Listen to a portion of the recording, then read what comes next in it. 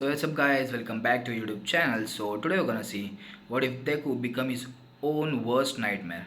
So this story is gonna be very interesting, and if you are new here, please subscribe the channel and also like the video. So let's get started. One final jump, and he reached his destination. Tokiyami stood on the 14th floor of a makeshift building. Class A was once again at USJ. This time, for a team rescue exercise. The objective was to collect training dummies in various precarious situations. Some were in more danger than others. One could be in danger of burning while another would be trapped on a high ledge. The point of the practice was to deduce which to save first in an emergency, how to divide the available resources to do so, and to then get as many to safety as possible. They were lit into groups by drawing lots and sent into their own section of the area to complete the task. When his group got together, Tokiyami volunteered to go to the ledges that the others weren't so easily able to access. Dark Shadow allowed him to scale vertical platforms easily, which was an ability his partners Ashido, Aoyama, and Hagakure lacked. The dummy was safe, even without him there. The timer attached to it was set to beep the exact moment the rest of the exercise ended. Damn, he should have known that it would been such. The floor was sturdy, there were no obstacles beyond the height of the floor itself. And there was nothing in the area that could possibly kill the dummy, barring it losing its will to live and throwing itself out of the building. The time taken to res Q, it was time that could have been used to save one in more immediate danger. There could very well have been a dummy that just met a grim fate. Regardless, it was a lesson learned. He pressed the button on the timer and removed the dummy from its restraints. Making these mistakes in a controlled environment would allow him to be more efficient when working professionally. It was better to lose points as a student than lives as a hero. Frustration was unneeded. It would only serve as a distraction. He looked out the window, if it could be called that. The building's facade on this side had almost completely crumbled away, which gave him a clear view of the surrounding area. The uncovered panels allowed for chaos to be viewed under a grand serene. Tokiyami scanned the visible area. He could see Aoyama grab a dummy at ground level near the eastern edge of their zone, the ruins zone, incidentally where the building Tokiyami was in stood at as well. The flood zone and central plaza were empty, being the only areas teams weren't practicing in. Most of the other zones were too far away to see any of his classmates clearly. The only exception was the landslide zone, the next section over. He focused his gaze. Something there caught his eye in particular. Bakugo ran along a bridge towards the top of a rock column. Drones littered the airspace surrounding him. A dummy stood at the end in plain sight. A moat of glistening mud surrounded the column, as well as the other columns lined in a row next to it, and gently flowed into a nearby chasm. The drones moved into attack. They fired pellets, though not in tandem. They were not those in standard use, or even made of rubber. They were composed of a classified polymer mixture that was designed to merely sting when they hit a living target. However, it would be unwise to underestimate them. One could be easily ignored, but pain of dozens stacked. Luckily, the drones were also designed not to be 100% accurate. Fucking drones. Get wrecked. Needless to say, Bakugo also went on the offensive. He charged at the closest drone directly in front of him, seemingly immune to the ammunition. He grabbed its top, directly under its propellers, and pulled the lever on its underbelly. It manually shot a flurry of pellets. Bakugo aimed the nozzle at a batch of the drone's companions. They were knocked off kilter and fell, either into rock face or the mud below. The ammunition spent, he threw his makeshift gun into another drone. Both crashed into a nearby cliff. Nearly 3/4 of his robotic opponents were gone. The rest took on a more defensive formation. Bakugo pumped his fist in the air. Yeah, take that, you shitty hunks of junk. He swung his right arm in an arc, and strafed a pseudo-cluster of the remaining drones. Most of them destabilized and fell, but one was sent careening into the bridge. It exploded. The sudden jolt reached even the planks under Bakugo's feet. He grabbed the rope with his other hand, likely to steady his balance. It snapped. The bridge jerked underneath him. He grabbed the frayed end of the nearest rope. It slipped out of his grasp. There was nothing else arm's length away to grip onto. He teetered. He tottered. He fell. A flurry of explosions erupted from Bakugo's palms not even a second later. They only managed to send him into a spin. He was unable to correct it. The drop was too short to stabilize his momentum in time, or even divert his course to reach the nearby patch of land at the edge of the cliff. He plummeted into the mud below. Had Tokoya Mi not witnessed the event in its entirety, he would have assumed that the following slew of explosions came from group of ill-placed landmines. Mud was sent flying in a haphazard mess. It coated the column he aimed to reach as well as the cliff the bridge ascended from. He wasn't quite screaming. Rather, he chose to unleash a mass of crude profanity over his current situation. His shouts were led due to the blasts and sounds of splashing mud, though what Tokiyami could hear was mostly cursing. He wasn't surprised. Bakugo's anger was apparent, he appeared barely a shade short of enraged. But there were some other emotions Tokiyami couldn't quite place in the chaos as well, though given the situation he was in, they certainly were not positive. Peculiarly, Bakugo didn't attempt to swim to the nearby patch of land, or even regain his bearings. The remaining drones didn't move into strike. All UA students were capable of swimming, but the drones were not going to risk accidentally drowning one of them. He was in no danger, but it was as if he were fighting an invisible opponent. As a witness, Tokiyami was unsure of what to do. It was a conundrum. Bakugo could clearly use assistance. And Tokiyami seemed to be the only one who could see the situation he was in. However, Tokiyami was a zone away, and he wasn't sure the penalty his team would incur for breaking that boundary. And he had little time to weigh his options. Even by launching himself over the barrier between zones, it would take some time to reach him. There was also the issue of Bakugo himself. Through their time at UA, it had become readily apparent that providing aid he didn't require or ask for would incur his wrath. It wasn't something to be truly fearful of. He was adept at following the school rules barring a few certain incidents, but it wasn't exactly pleasant either.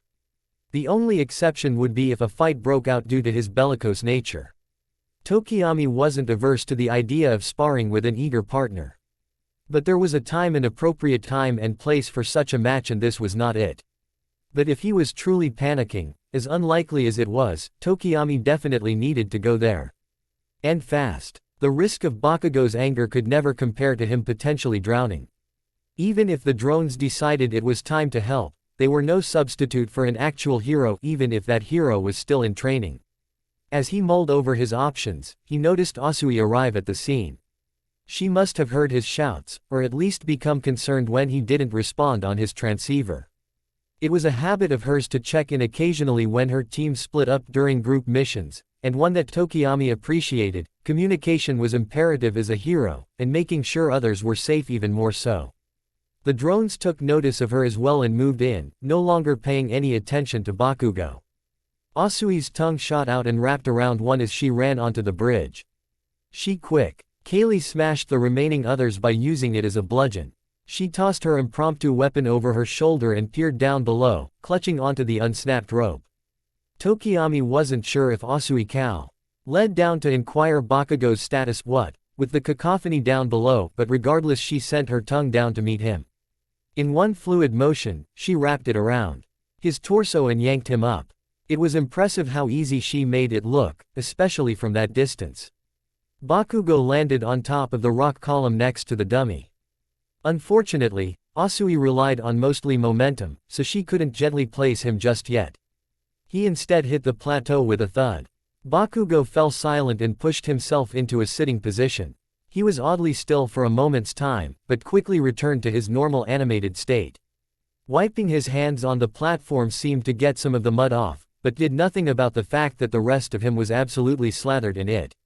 He turned to face at Asui, who was making her way across the bridge, and yelled, though he wasn't as loud as he was earlier. "For fuck's sake, frog legs, I had that." "Sure you did." She was unfazed. "Let's go." Asui wasn't one to waste time. She reached the end of the bridge and took care of the dummy. "I think Koda-chan and Kaminari-chan are almost done with the ground-level dummies. We need to get the ones higher up." She chose not to mention the state of his costume or what he was doing when she rescued him, a move Tokiyami agreed with. It was best not to start an argument when the dummy had not even been taken to a checkpoint yet. Tokiyami was unsure if that groan from Bakugo was because of Asui's words or just her method of retrieving him. There didn't appear to be anything wrong with him, as He stood up just fine without any visible injuries beyond a few scrapes, most of which he likely acquired from being thrown. He ran ahead, probably to find one of those dummies out of reach for his other teammates. Asui brought up the rear, carrying the dummy. She would likely do the same thing as Bakugo after she dropped it off. They were both fine and none the worse for wear. A potential crisis had been averted. And Tokiyami himself almost wanted to give a sigh of relief to the whole situation. "Hey Tokoyami tilde, you there?" Ishido caught his attention as she made contact through the transceivers. He pressed a finger to his ear. "Present. So quick question, where you at?" "On the 14th floor of a building at the northern barrier." He looked down at his phone. Damn, he spent so much time watching the other zone that he was definitely going to lose points for making an inadequate number of rescues. I'm at the northwest corner and there's a big load of dummies up IGH and they don't look like they're going anywhere anytime soon. Can you swing by when you're done over there?" "Speak of the devil." Ishido's sing-song timbre said she found many within her reach as well. Each zone had the same number of dummies and they could often be spaced out, but it was a treat to find larger clusters. Hopefully this cache would make up for some of the ones he lost from squandering valuable time.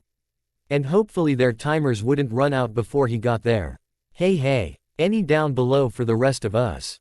The sudden appearance of Hagakuri's voice was a slight surprise, though it shouldn't have been. Teams had only one channel each to prevent miscommunication and cross-talk. "Already taken care of, amigo." If there was a way to transfer a sly wink through sound, Ishido would have done it. But her tone carried that image all the same. "Boo, I haven't had any luck finding them today. None of us have gone to the southwest corner yet, yes." Aoyama's at it. Ion made for a complete team correspondence. "Shall we be off, mademoiselle?" "Yeah, race you to the edge." "I accept. Last one there is an earth pori." "So what about you, Tokiyami?" Now that Aoyama and Hagakuri were off apparently having an impromptu contest, Ishido saw it time to get an answer. And Tokiyami had one. Time and tide wait for no man. He grabbed the dummy beside him and descended the building. Even with no one there, he couldn't mope over lost time. There was no use in doing so. Especially since precious seconds had also been wasted on his teammates' banter. He dashed the moment he landed on one of the fallen buildings. He unceremoniously tossed the dummy at the first checkpoint he passed. It was going to be close, but he could make it, he only had to keep up his top speed. He had to be ready the moment he arrived at the scene. He had to focus. But for some reason, the incident prior couldn't help but stick in his mind. The class ended with a tally of the rescued. While not strictly a competition, Uraraka's team did collect the largest number of dummies. They received a small round of applause from everyone else for doing so.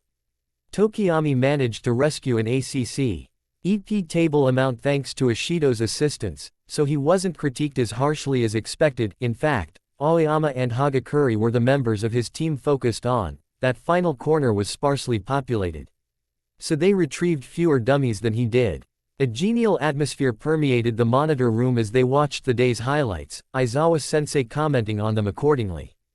Zero created an ed of tape and tossed dummies in before bringing them all in at once. It's creative and saves time, but real people won't appreciate being thrown around like rag dolls. Yaoyorozu gave a broken down truck a new engine and used it to cart her and her teammates, dummies around between checkpoints. That was good use of the resources available to you. I won't say anything about the legality of it since this is a controlled environment. But be aware of the consequences of trying that in the real world. Kaminari used a dummy as a sled to get to the bottom of a hill. You know what you did wrong. And then there was Bakugo. He was still covered in mud by the time the exercise ended. He would only get the chance to shower when the review ended. Thankfully it had all dried, but in return, and it crumbled off with every small movement. Currently there was a small ring of dirt around him. The others found it hilarious, much to his chagrin. Alright, so Bakugo. Aizawa-sensei sighed as he scratched his scalp. You let yourself get careless. The scene Tokiyami witnessed was played on the screen, but from a different angle than he had watched it from. Bakugo destroyed most of the drones. Lost his balance as the bridge cable snapped, then fell off camera into the mud below, and Aizawa-sensei paused the video with the resulting splash in frame. Tokiyami had an inkling as to why it wasn't played any further. Drones aren't hard to beat, but keep an eye out for your surroundings. Even a seemingly sturdy environment isn't always static. TCH. Bakugo's glower would have likely been deeper had it been possible. He crossed his arms. His eyes were turned to the floor. No one paid him any mind. Any condolences his peers gave each other were reserved for when they were released from the monitor room.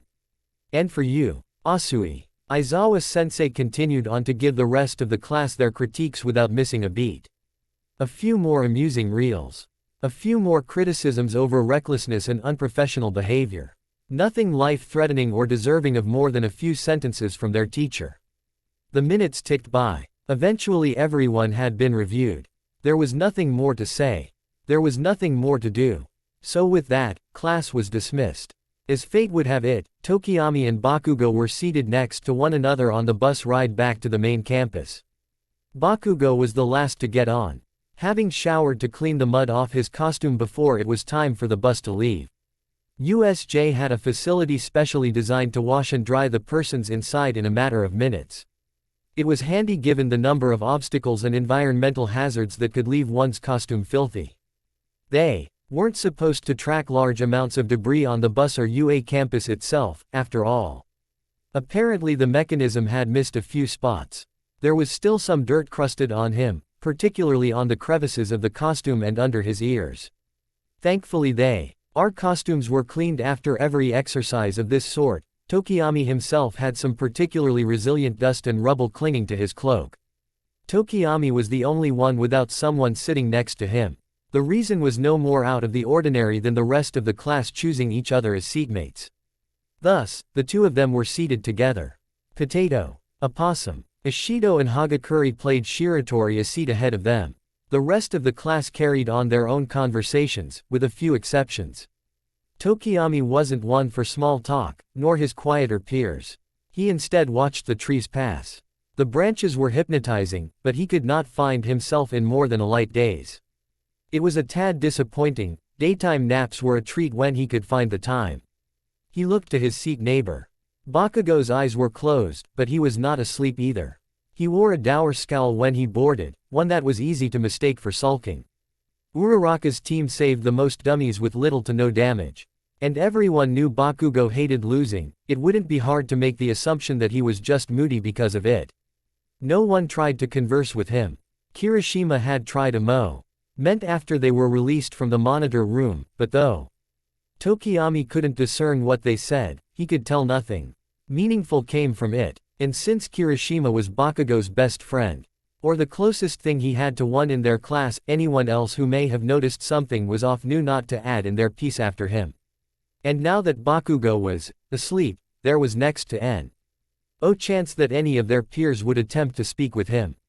Everyone in Class A had been thoroughly exhausted after a practical exercise at least once that semester, and used the ride back to main campus as a welcome break to take a nap. It was an unwritten rule not to disturb them unless necessary.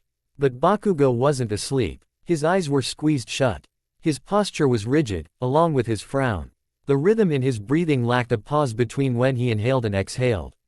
They were all the initial observations Tokiyami could make without physical contact. He weighed his options. He could question Bakugo himself and risk facing his wrath, or he ignore the elephant in the room and pretend he didn't see anything. The latter was the simpler choice. Few things were as easy as doing nothing at all. But it felt disingenuous to leave him like that. Tokiyami remembered what they talked about before at the lodge. He knew what happened earlier. Something was clearly troubling Bakugo. And keeping it bottled up with an airtight seal would only make it fester like an open sore. It would also be some time before Tokiyami had another chance to ask him in private. Despite the fact that neither of them went out of their way to be social, they were rarely alone at school. A small number of their peers were almost always nearby. The layout of the bus allowed for no one but the pair sitting on the other side of the aisle to have a clear view of them. Iida was gazing out the window. Mineta was on his phone. Neither of them were likely to notice and listen in, especially among all the other ambient conversations. They passed the street lamp Tokiyami used as a marker for about halfway between the facility and the main campus. If he kept waiting, he would lose the opportunity. It was now or never. Nothing ventured, nothing gained. So he began. Bakugo. No response. May I ask a question? Tokiyami kept his voice soft enough to ensure that no one but Bakugo could hear him. Perhaps they could if they were paying attention, but the seats in front of and behind him were engaged in their own games and conversation, so it wasn't likely. The fuck do you want? He grumbled. But he didn't sound groggy. Tokiyami could assume he was correct and did not unintentionally rouse him. To ask if you're alright. Bakugo snorted. Who wants to know? Only I. I'm merely wondering how you're faring after that plunge. So I got covered in mud. Big whoop. Like everyone else hasn't gotten dirty at some point. That's good to hear, but not what I meant to inquire about, unfortunately. Then what did you mean? Bakugo's voice carried an unnecessarily accusatory tone. The incident itself. What the fuck? Bakugo's eyes shot open and immediately twisted into a glare. Were you watching me or something? There was an implicit warning in his tone for Tokiyami to choose his words carefully. Tokiyami wasn't sure how one could breach the subject more gently. I was in a building near the edge of the ruins zone, so I witnessed it, yes. And now you just want to rub it in my face. Go to hell, you shitty-ass crow. It was a testament to Bakugo's GROWTH over the course of the school year that he kept his snarl down to a dull roar. But his assumption was incorrect. Schadenfreude was not a feeling. Tokiyami enjoyed, especially at the expense of a peer. That is not my intention. I don't care. Shut the fuck up. I may have raised your hackles, but I am concerned for your well-being. Fuck off. I don't need your pity. But Bakugo. Bakugo jumped out of his seat. For fuck's sake, birdbrain, I don't care. That slight press was the straw that broke the camel's back. One hand held the seat in front for support while the other lay at his side, clenched into a fist. His eyes held venom. His stance was that of someone ready to start a physical confrontation. Tokiyami met the glare with a stern look of his own, but didn't leave his sitting position. The rest of the bus fell silent. They were at a standstill. Tokiyami had nothing to say now that their classmates were listening. Bakugo evidently didn't either. If he had to venture a guess as to why the latter was mum, it would be that Bakugo assumed that furthering the conversation would cause Tokiyami to report what he witnessed, or worse yet, what they talked about back at the training camp. Tokiyami knew better, but there wasn't anything he could do in the current situation to assuage that apprehension. All he could do was wait for Bakugo to make the first move, if any. Ellipsis. There it is. Kaminari shouted from a few seats down. Everyone else laughed, and the atmosphere returned to its original state in an instant. It was plainly obvious that none of their classmates had been listening in on their conversation. Well, Tokiyami's attempt at one, at least, though it certainly gained their attention after Bakugo's yell. Ishido peeked over the back of her seat.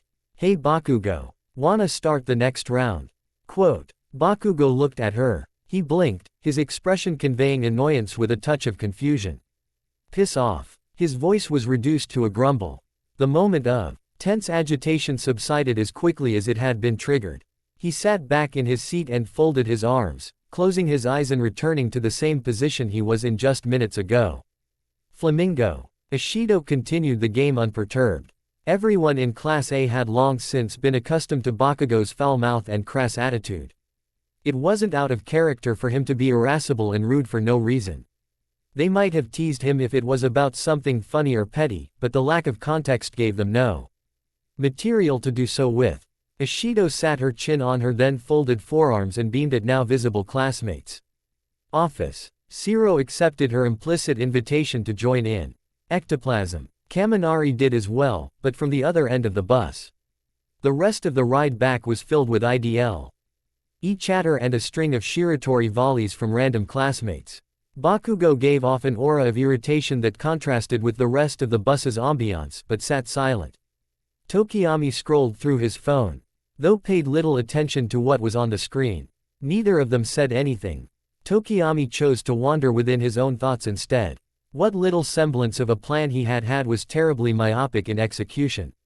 Asking Bakugo directly had only made him snap. It was foolish to try and help right after an incident occurred. But making no effort meant there was no chance anything positive could have happened. He took a chance and failed, nothing more. Tokiyami obviously didn't expect Bakugo to readily voice his struggles, but even saying, "It's a fucking load of horse shit, who cares," or something else similarly, Bakugo would have succeeded in at least a minute amount of alleviation. Instead he bottled up any and all reaction beyond mere annoyance at his classmates' reactions. Tokiyami knew those symptoms, and he knew it was not a healthy way to manage them. But there was little else he could do at the moment. Attempting to interact with Bakugo once again would only lead to a repeat of what just happened, with the added touch of concern from other classmates. They were lucky no one thought to ask anything, best not to push it. So he let it rest for the time being. "Hey is everything okay?" Tokiyami blinked, then looked to his right. Kota took a bite out of his sandwich, his gaze was fixed straight ahead. They were at lunch in the UA cafeteria. They sat side by side at a table close to the door. Kota's voice was unmistakable, if barely audible, but it was rare for him to start a conversation so bluntly.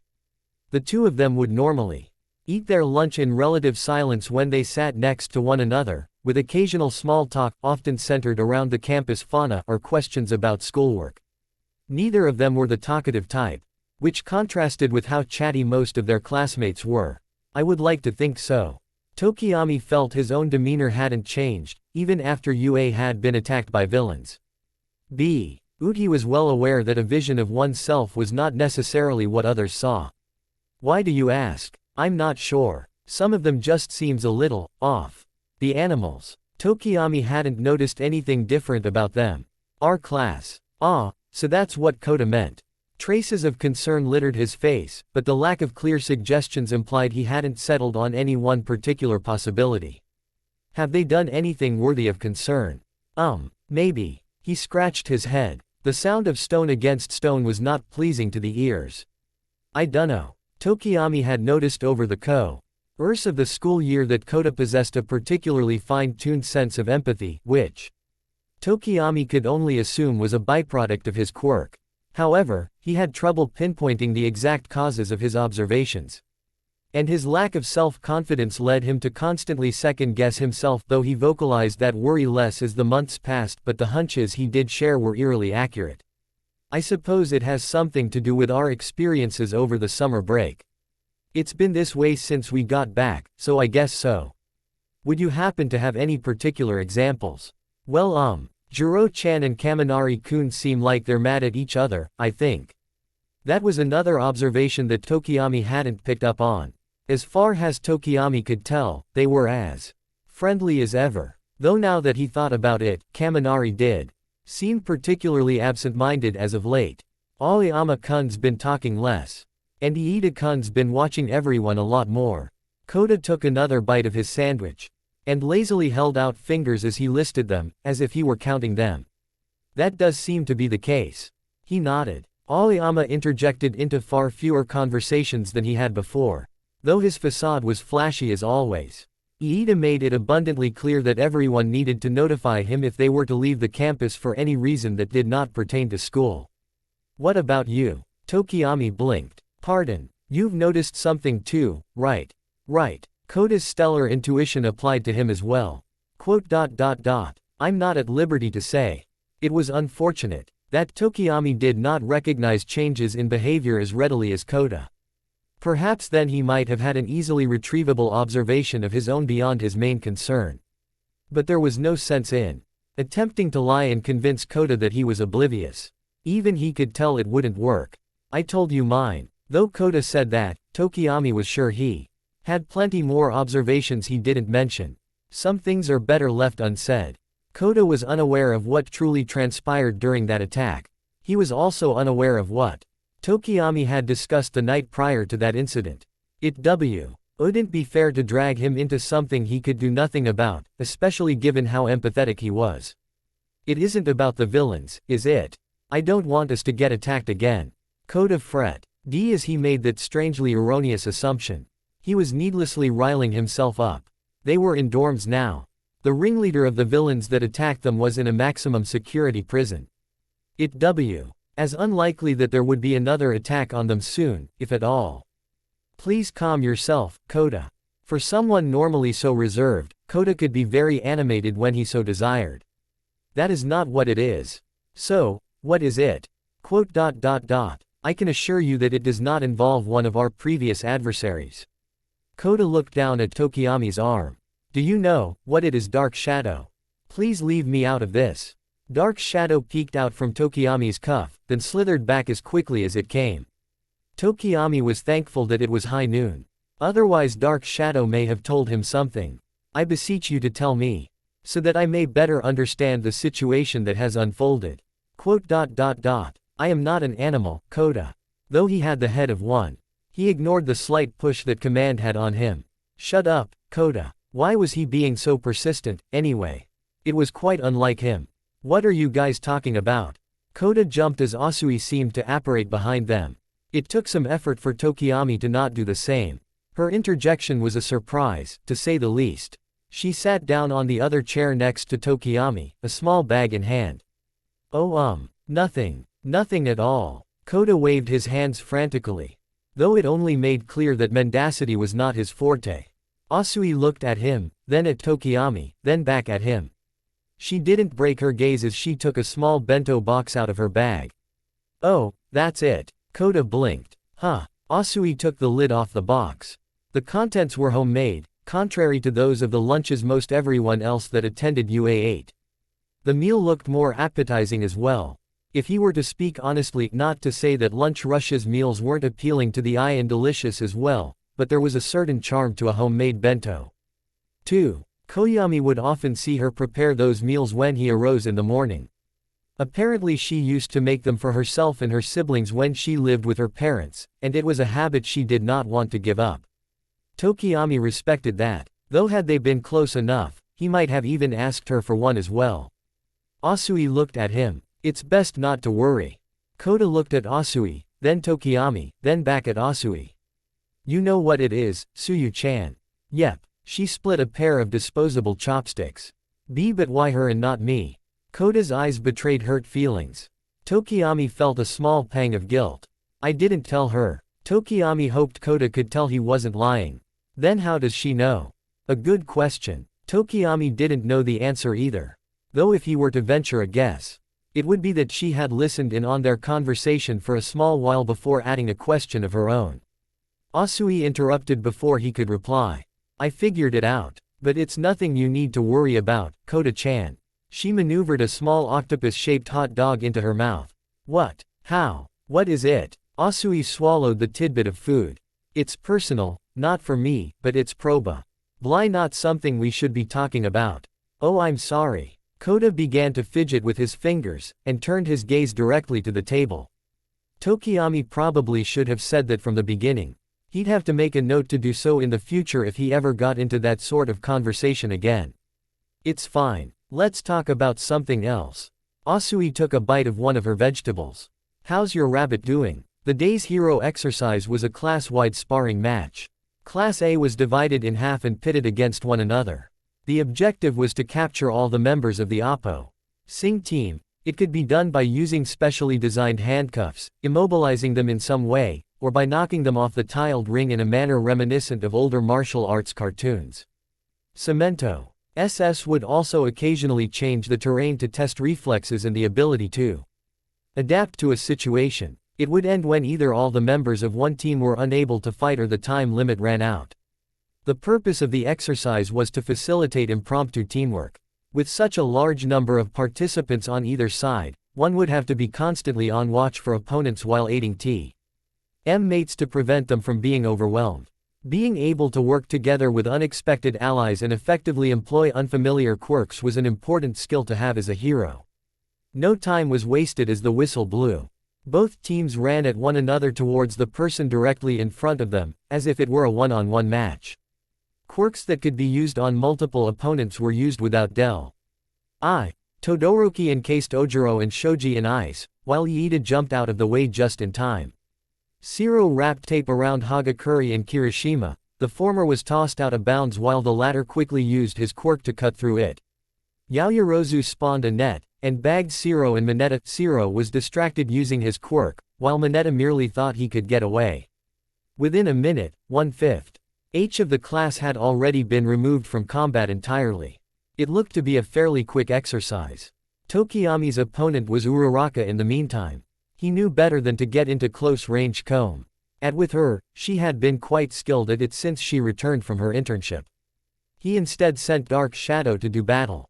No one else had noticed him quite yet, so he knew he could put his NT. Refocus onto the opponent ahead for the time being. Dark Shadow lunged. Uraraka sidestepped. She made a move of her own. Tokiyami and Dark Shadow were rendered floating with a single slap. Gonna have to do better than that, Tokiyami-kun. Her brash confidence contrasted with her normally cheery demeanor, though it wasn't new and certainly wasn't unwarranted. She showed how competitive she could be over the course of the school year. And that her taunts were anything but empty. So it seems. He retracted Dark Shadow before she could grab a hold of it, and just soon enough to avoid being shed into by Aoyama, who seemed to have been thrown from the far end of the arena. The first move was key to knock Uraraka out of the ring before she could use her quirk, and he had failed. Any more attempts would likely get him tossed out of bounds, and any success grabs would only move him instead of his opponent. For the time being, he would have to hold back, anchor himself using Dark Shadow, and wait for her quirk to be dispelled. He only hoped that Dark Shadow could multitask well enough to both grip the concrete and fend off any attackers. As much as he preferred not to admit it, his hand-to-hand combat skills were still lacking on their own. The terrain changed as if on cue. A massif rose between him and Uraraka, extending from the edge to his left to the center of the arena. Small plateaus rose from the concrete as well. He could no longer see her, so it had to be the same for her as well. She was likely to find a new opponent in her newly established section. He would have to find one as well. The thought barely made its way through his head before he hit the ground with an unceremonious thud. Ow! He pushed himself up and brushed the dust off his cloak. Uraraka mused. Have come to the same conclusion given that her quirk was no longer in effect. The sound of cement being smashed into rubble on the other side of the newly formed wall all but confirmed it. He looked to his left. Midoriya was in a fighting stance, about to do battle with Yaoyorozu. Hey Tokiyami. Think fast. Tokiyami had mere seconds to evade a charge from Sato, but today he was not going to do so. Rather than jump in any specific direction, he instead cloaked himself in Dark Shadow and stood his ground. Sato was a foe who relied mostly on his brawn, a good opponent to gauge his own fortitude on. He caught Sato's fist in his palm, and then the other in his other. Dark Shadow held his stance firm through the impact. A still image of that instant would likely have given the impressio that they were fighting at equal strength, and that they were in a kind of deadlock. As if it were a contest of power where either could win. But the reality couldn't be any more different. Though he could hold his form rigid, he was pushed back with what felt like little effort on Sato's part. In but a split second, Sato grabbed Tokiyami's wrist, tenebrous shadow and all. Tokiyami did his best to make Dark Shadow anchor them into the concrete. However, another battle mere meters away from his own caught his attention. Ishido was doing battle against Bakugo. Both of them had minor bruises, but Ishido had fallen to the ground. Bakugo looked ready to land a knockout blow. He lunged. Though the situation was clearly not in her favor, Ishido donned the grin of a pixie. Try this on for size. A torrent of viscous liquid left her palms.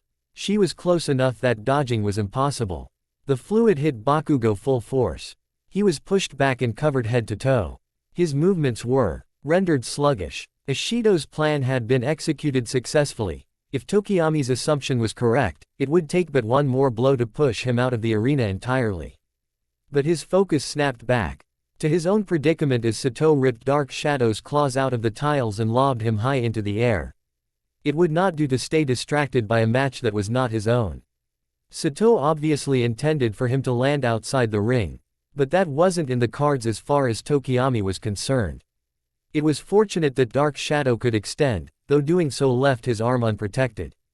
It grabbed the edge of the arena and began to reel him back to solid ground. But Sato was there waiting for him, arm drawn back in expectation. He would have to hope the next hit would not be rebuffed. But or he could conjure a quick plan to defend himself with. A salvo of explosions hardened, cracked and burst through Bakugo's makeshift liquid prison. A few hardened fragments pelted both Sato and Tokiyami.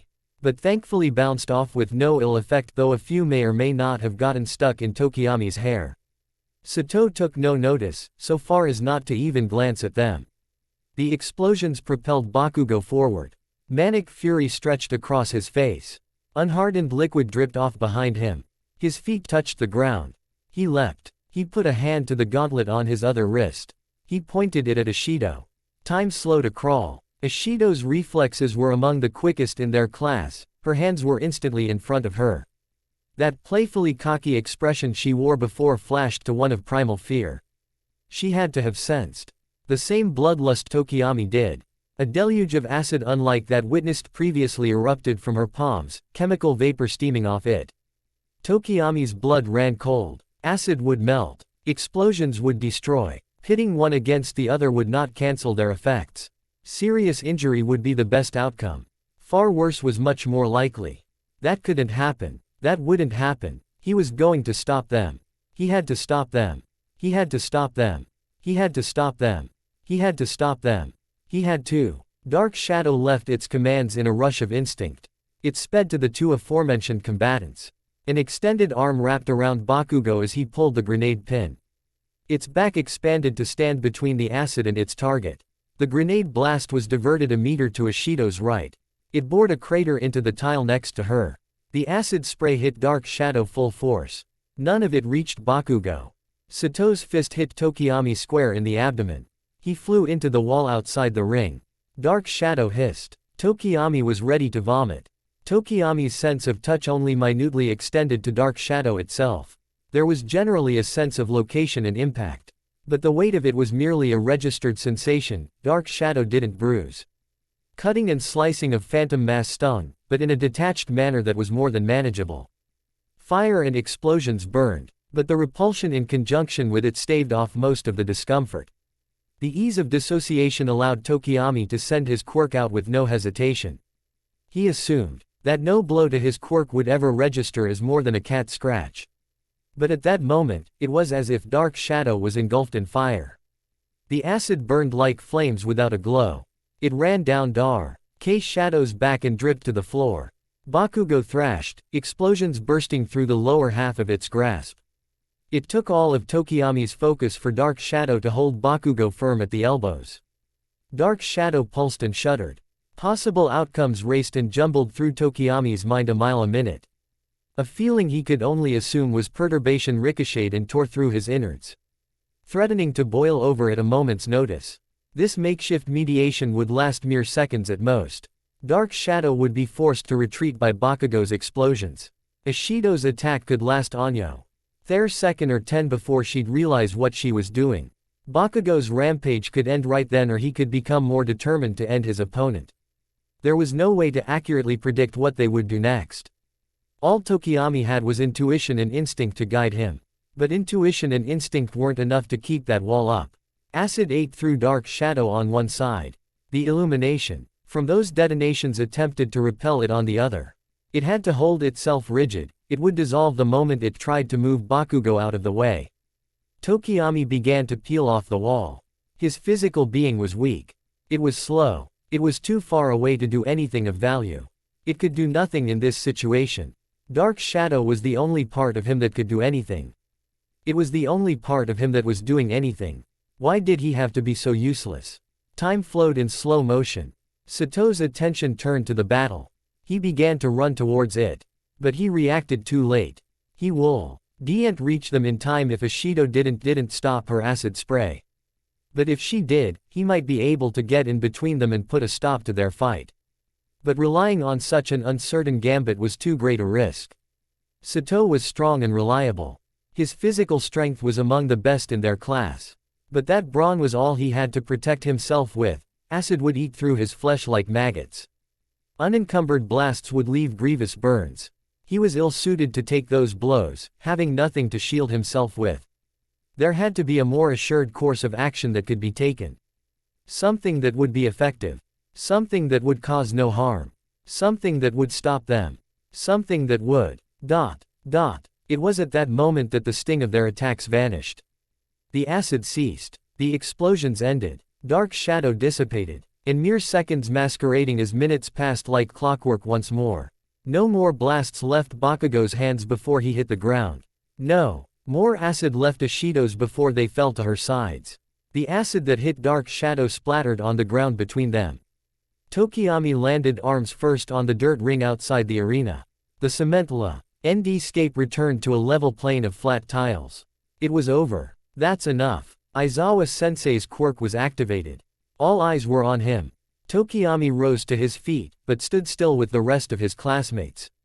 Ishido propped herself up onto her elbows. Bakugo sat up, stifling heaving breaths within seconds. Ishido, Bakugo, you two are out.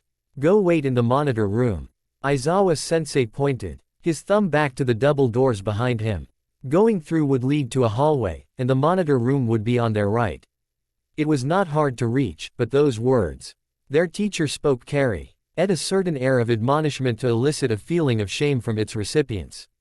But Aizawa-sensei, Ishido began to protest. Aizawa-sensei cut her off immediately. No buts, Ishido. The acid you made is eating through the floor. He motioned to the tiles in front of her, and Bakugo seems to think people are made of concrete. He motioned to the tiles on her right. The crater ran deep with a scorched ring and cracks branching out of it. Geez, Bakugo, what the hey? Ishido shook her fists in front of her and looked to her assailant. Don't try and turn me into a block of Swiss cheese. TCH. Bakugo rolled his eyes and folded his arms. Not my fault you can't take me at my best. That doesn't mean you have to go all Terminator on me. Ishido pouted, folding her arms in turn. Nay. Either of them seemed to acknowledge the gravity of the situation. He's not entirely at fault, Ishido. Ishido flinched. Aizawa-sensei paid no notice. Had anything or anyone been there instead of Tokiyami's quirk when you shot that acid? The results would have been very different. I have a name you know.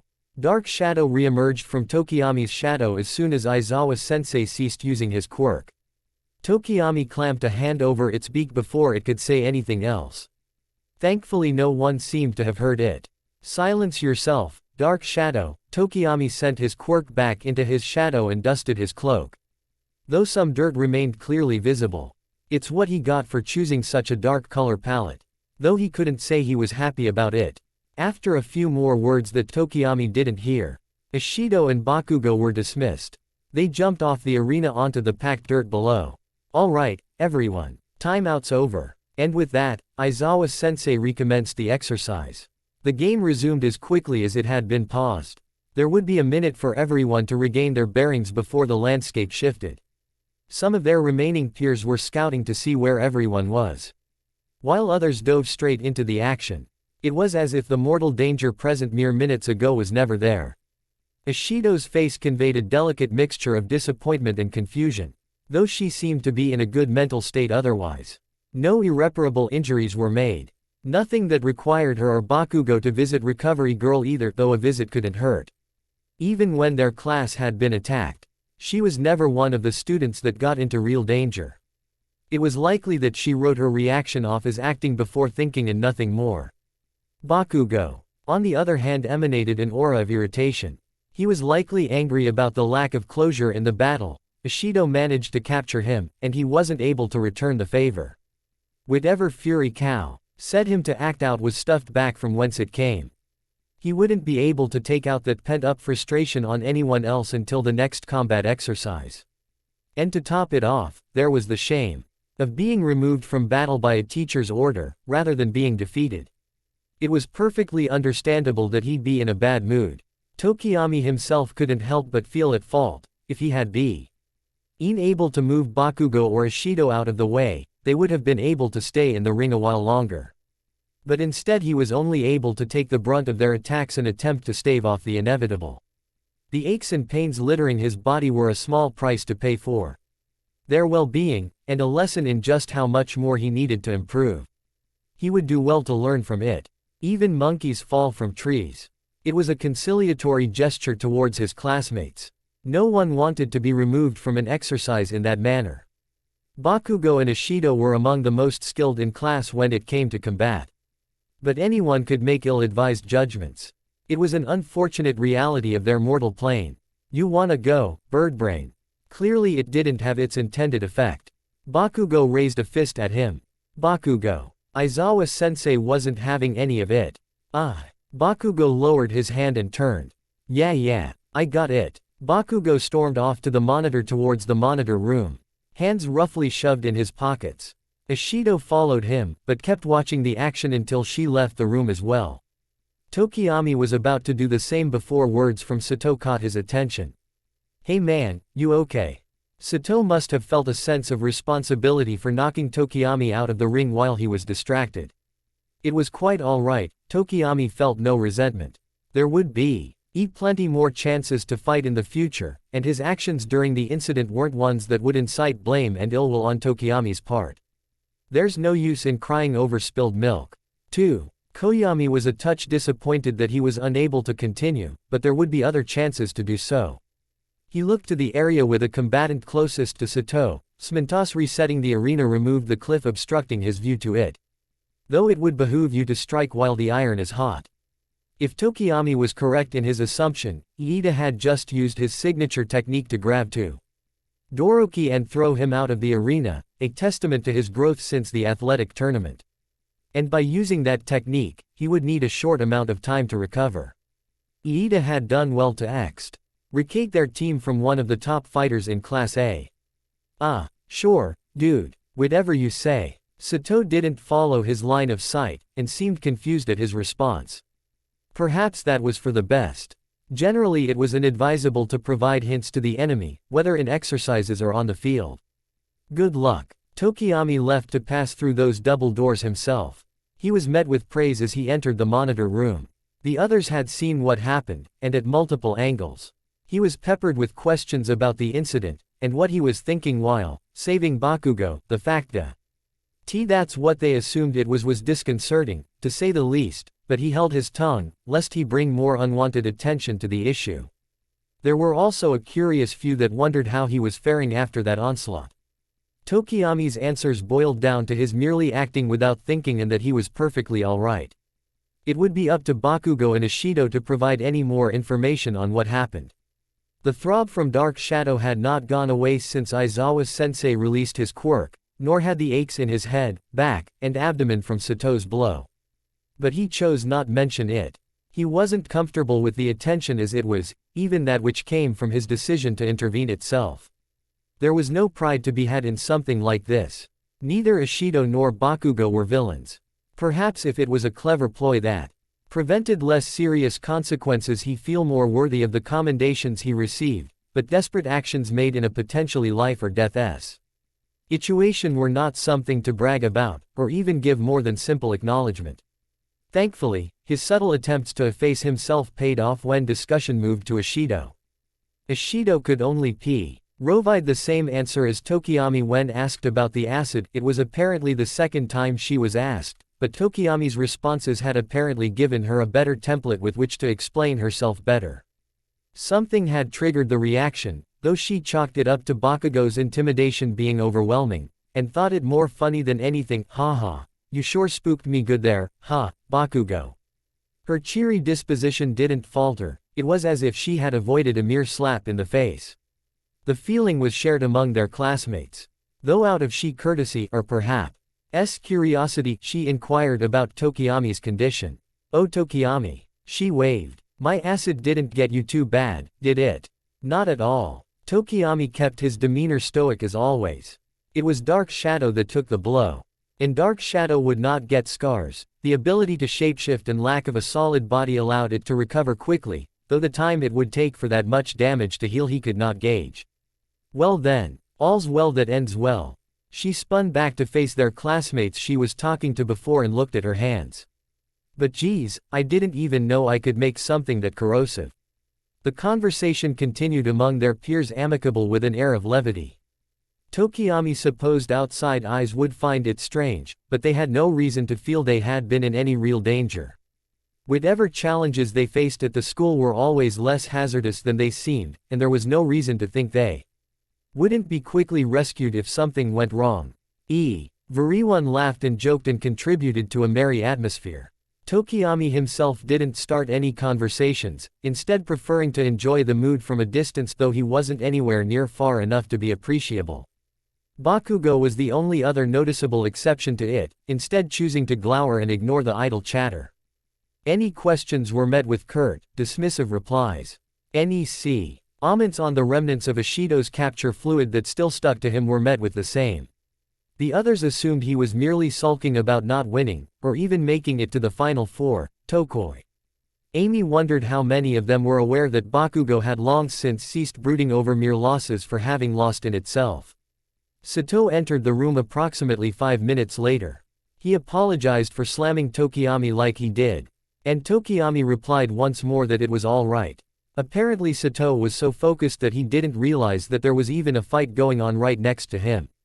That earned him a few jokes at his expense, but nothing mean-spirited.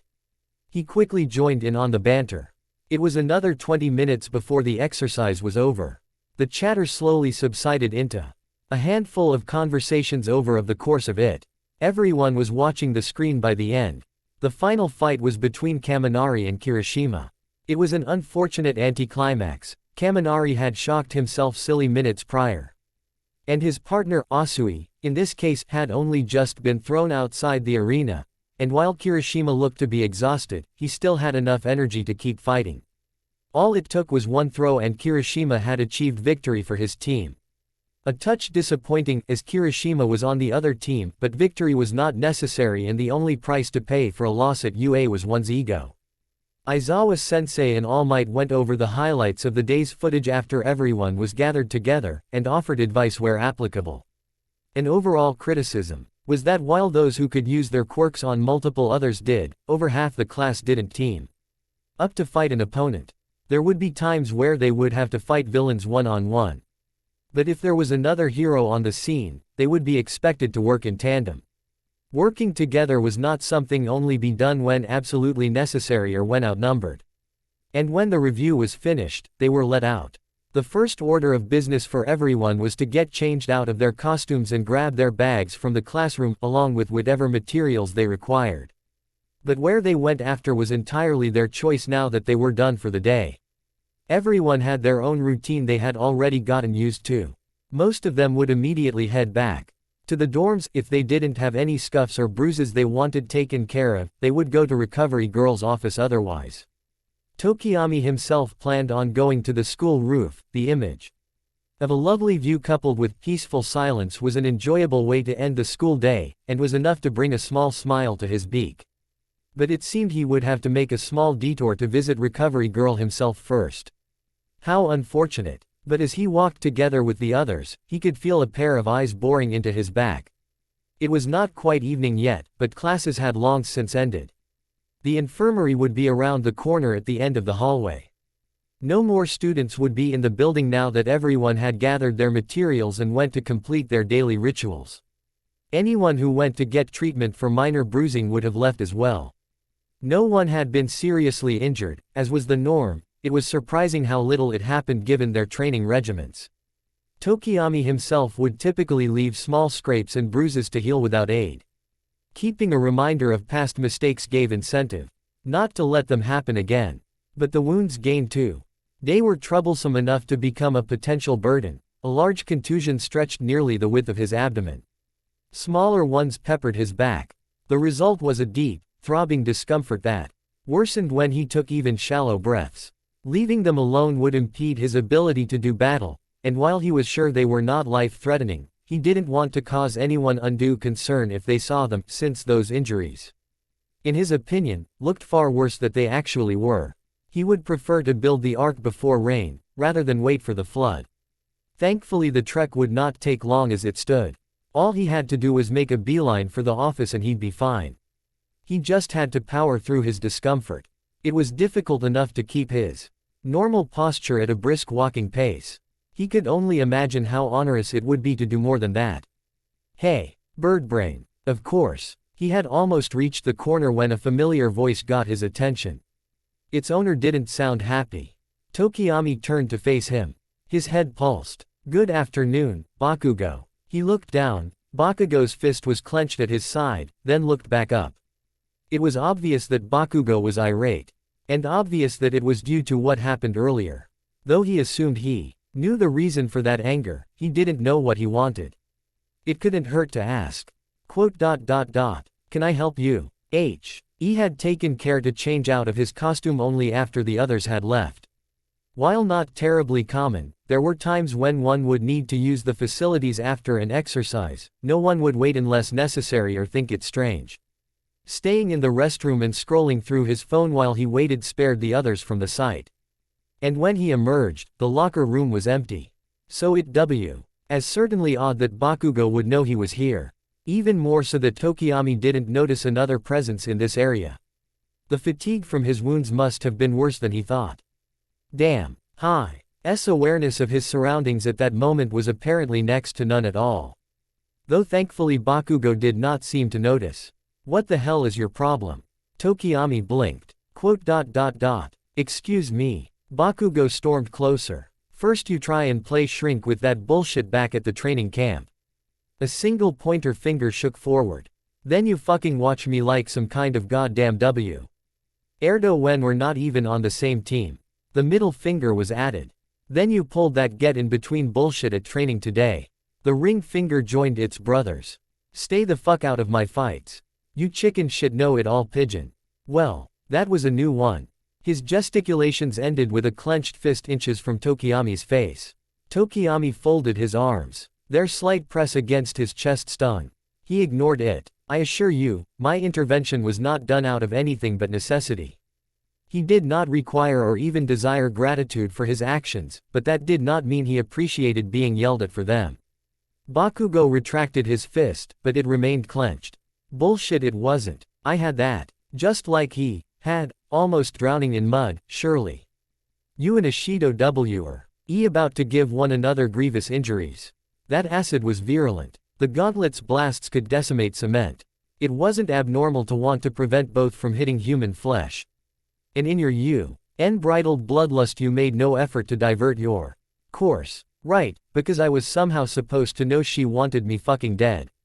Sure. And there was the defensive sarcasm. How did he know? Bakugo. "Ishido's acid was a reaction to you." Bakugo snarled. "Of course you'd think that. I was there to witness it, as you know. And what? She can't make mistakes now.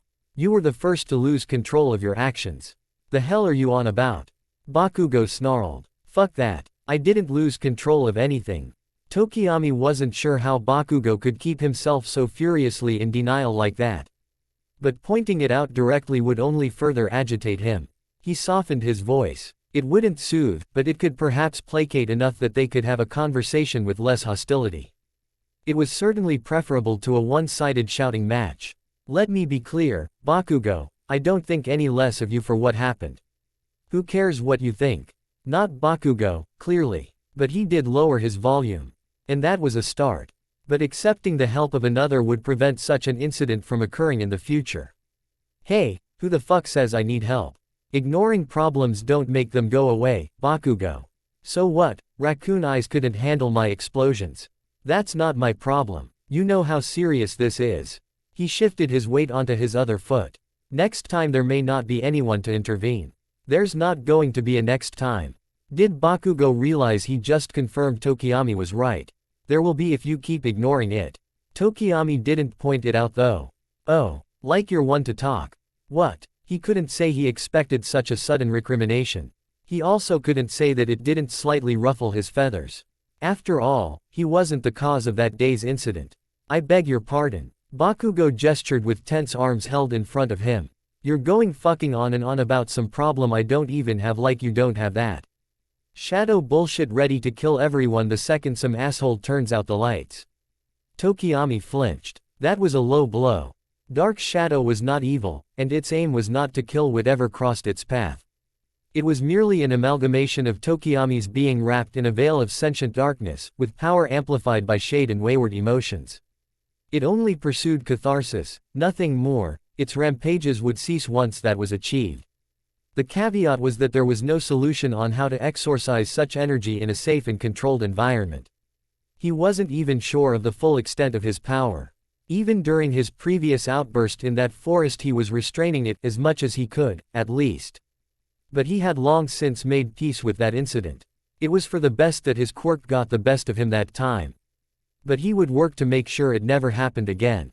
And showing Bakugo his quirk the night before that incident was not meant to be a power play of any sort, contrary to his subtle implication.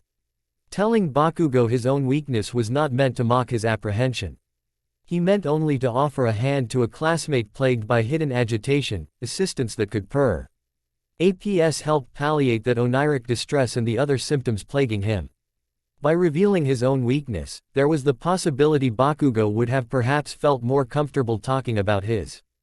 A covert rapport would let him do that without alerting the rest of their peers. They both had a tacit tenet that weakness was not something to be shown in public, but venting in private could help prevent another outburst at the very least. But getting Bakugo to open up even the slightest amount looked to be a task of Sisyphean proportions. Well, except me, of course. Bakugo broke through Okoyami's days as he continued with a sneer. We both know I'm your worst possible match-up. My inability to control Dark Shadow during that incident was most regrettable, but I have been working to rectify the problem since. He lost himself in his emotions, and he injured a classmate in the process. But since then he had been working to better control them, and to quash the more irrational. For him, a stolid persona was ideal. Both for his quirk and his career as a hero. Are you going to do the same? I don't have problems, you idiot. His scowl was back as soon as it had left. An arm shot out to his right. You're the only one who thinks I'm some kind of fucking headcase. He was also the only one to have that kind of conversation with him. Though, head case, was not the word Tokiyami would use to describe him. How have your nightmares been treating you?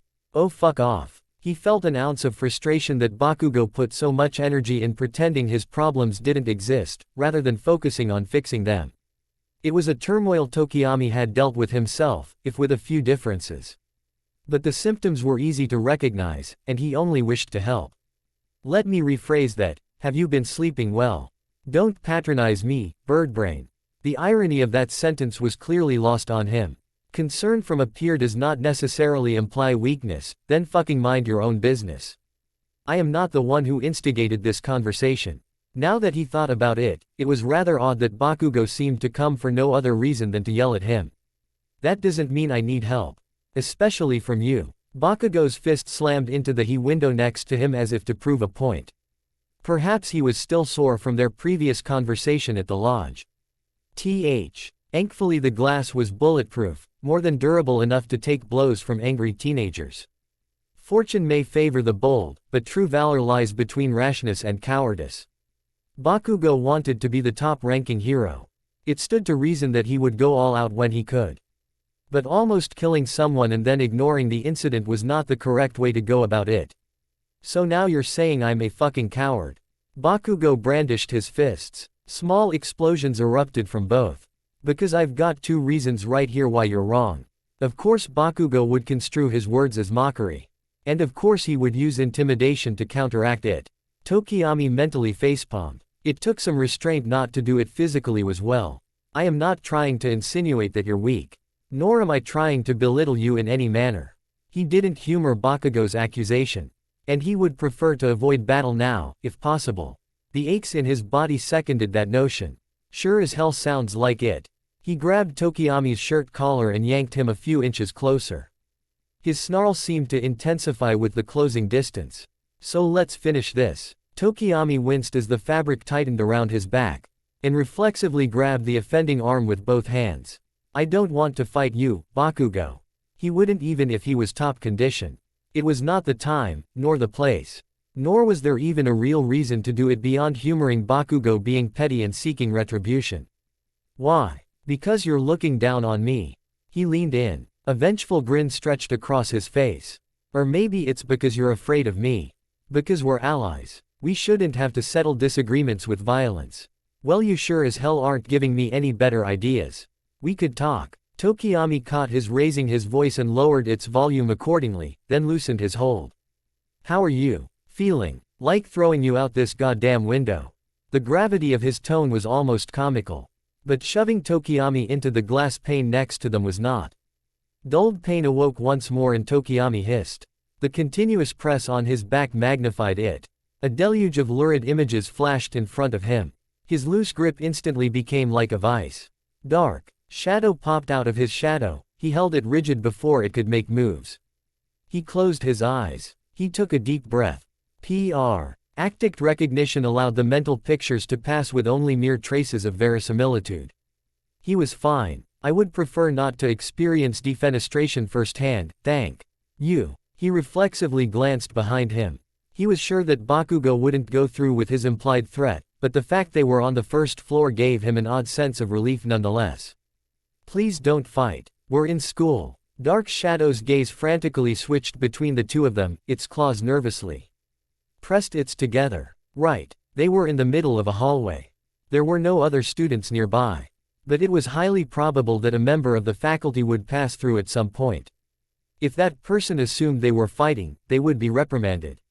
While Tokiyami could accept detention or extra homework, he also foresaw questioning. Circumlocution would only get him so far with his teachers, and informing them of what he knew without Bakugo's permission would be more harmful than ignoring his affliction altogether. An expression he couldn't quite place flashed across Bakugo's face, then vanished in an instant as it set back into his usual scowl. Bakugo released his grip on Tokiyami's shirt. It seemed he came to the same conclusion. Tokiyami let go as well and slumped, but didn't break contact with the window behind him. His back ached, his muscles were sore, and he'd Avenue laid down to rest right then had he any less control over his faculties. There. I didn't just kick your ass. Whoop-de-fucking-do. Bakugo folded his arms. How's that for control? Tokiyami dispelled Dark Shadow. He moved to straighten his posture. A twinge of pain pulsed through his head and his back. An unfocused fog clouded his vision for a moment. It would be wise to reply, but no words came to mind. Seconds passed. Bakugo's grip on his own upper arms tightened. He leaned forward. Now, get a few things through your fucking head. Oh, now this was going be good. I don't have nightmares. Right. Because inadvertently admitting it meant nothing. There's nothing wrong with me. Right. Because he totally meant to almost kill Ishido. And I don't need some fucking feather bra. In who can't even take care of himself trying to play shrink and getting in my way. Right. Because obviously that was Tokiyami's intent. And obviously the only reason anyone would ever want to help Bakugo was pity. Obviously. Got it. For the love of God, Bakugo. No. Why couldn't he just? His head hurt. His body hurt. His shadow hurt. He didn't need this. One of the benefits to having an abnormal cranial structure was non-apparence of certain nuanced facial cues normal to most humans. Tokiyami was certain he looked no different than usual, which was a small relief that was welcome nonetheless. He almost lost his temper. He reined it in soon enough that he was able to avoid any regrettable actions. And he was able to regain his focus without any indication that it had been lost in the first place, though Bakugo was not one to notice those things in the first place. Bakugo's attitude belied his body language. His words were aggressive, but his stance defensive. He made no attempt to grab Tokiyami again. He instead took a step back, with eyes kept locked. Tokiyami met them with a stern look of his own. But he held his tongue. He didn't mention how he felt similar emotions once in the past. He didn't mention how he wasn't the only one who felt concern. He didn't mention how worried everyone was after Bakugo got kidnapped. He didn't mention how he saw the Camino broadcast live. He didn't mention how he saw the fight between All Might and that villain. He didn't mention how he searched every millimeter of the window on his screen for any trace of him or the others. He didn't mention the sheer terror he felt only seeing All Might. He didn't mention how through every minute of that incident he wished that Shoji managed to grab Bakugo instead. He didn't mention how he almost assumed they were trapped under the rubble. He didn't mention how desperate he was to hear that they weren't among the casualties. He didn't mention how he prayed to every deity he could think of and then some for them to even return alive. He didn't mention how the news that they all made it back safe seeped through his stoic facade. He didn't mention how happy everyone else was to hear it as well. Bakugo wasn't aware just how worried everyone was he? He wouldn't acknowledge the effect such incidents could have. He wouldn't seek help even if that effect reared its ugly head. He would stay in stubborn denial regardless of what happened. Nothing Tokiyami could say here would change that. Nothing. Tokiyami gritted his teeth. He rubbed his fingers between his eyebrows. He sighed. You're incorrigible. Bakugo huffed. Good. For all they talked, no progress had been made. If anything, it had made him more irate, though he backed off at the last second. Bakugo insisted on bottling his emotions up into a Molotov cocktail of repressed feelings, which then burst at the most inopportune times. He was no closer to venting his long-term frustrations. Tokiyami hoped that he didn't accidentally add to them after what happened that day. But nothing was going to change unless Bakugo put in some effort as well. Which looked not to be likely, as it stood. Even less so at that moment. Bakugo wouldn't listen. Tokiyami was in no condition to keep up the argument for an indefinite amount of time. He would have to back down. There was nothing more he could do when the other person in question was a foolhardy brute who balked at the mere mention of sympathy. Bakugo said nothing more either. Rather, he turned and stormed back the way he came. It was odd for him to leave so quickly. But Tokiyami didn't question it. Instead, he just watched. "About time you got here." Tokiyami had just shut the office door behind him when Recovery Girl addressed him. He blinked. "You were expecting me." She turned around to face him and hopped out of her chair. "You didn't come to see me after you were let out, so it was only a matter of time." My apologies. He couldn't think of anything else to say. He had only himself to blame for that. She shuffled up to him, clipboard in hand. "Truth be told, had you waited much longer, I would have gone out to find you myself. Here. Take off your shirt." Tokiyami did as he was told. He unbuttoned his jacket and slid it off, then pulled off his shirt. Thankfully he didn't bother to put his tie back on post-exercise. His bruises stung as bunched-up fabric ran over them. But the throbbing ended with a slight feeling of relief when there was no longer anything resting on his torso. Recovery circled him, and scribbled on her clipboard in turn. She tapped the side of her visor a few times, perhaps they had some kind of X-ray functionality. But she did not touch him, which Tokiyami was thankful for. He stood still, so as not to disturb her work. She was silent until she finished. She took a step back and finished whatever she was writing. "That Sato boy's punches are no joke. You're lucky you didn't wind up with any broken bones or internal bleeding." The last few words had a caustic edge to them, which Tokiyami understood. While they were not taught to be paramedics by any measure, internal bleeding was something that required immediate attention. He could have been in danger had that been the case. "My apologies, ma'am." "Don't apologize. I know why you did it." She didn't look at him as she said that. "Just make sure it doesn't happen again." "All right, I will." Or he would at least try to. It wasn't a pleasant experience, to say the least. And was one he'd rather not have to go through again.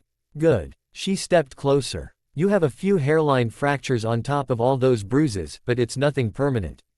You won't need a cast or bandages." She puckered up and gave him a quick peck on the cheek. He shuddered. He doubted he would ever get used to that.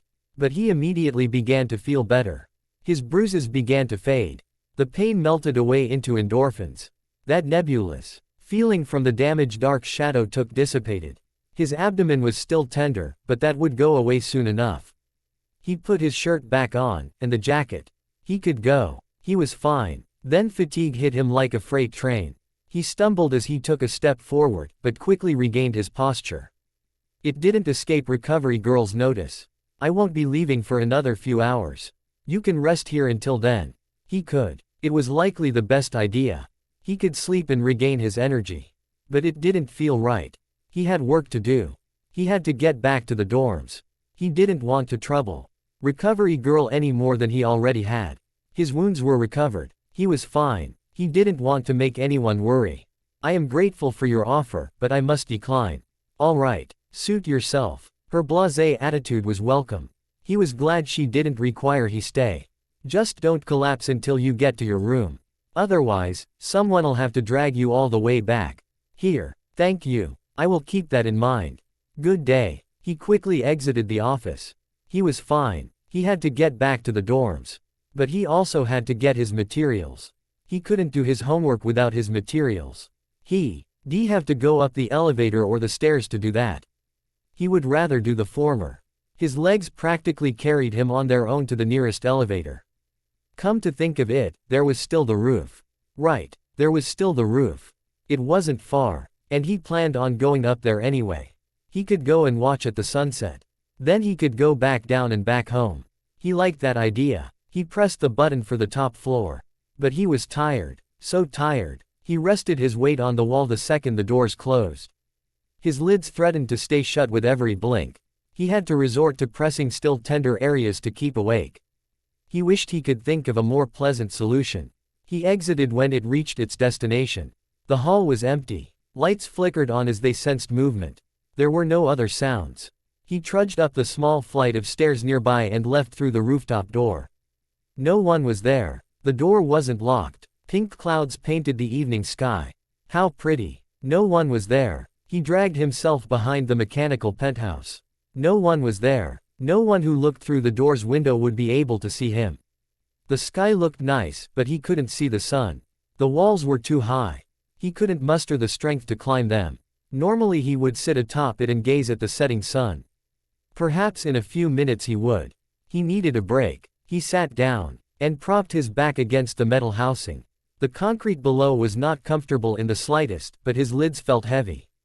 He was tired. Dark shadow materialized and curled in his lap. He laid a hand to rest on it.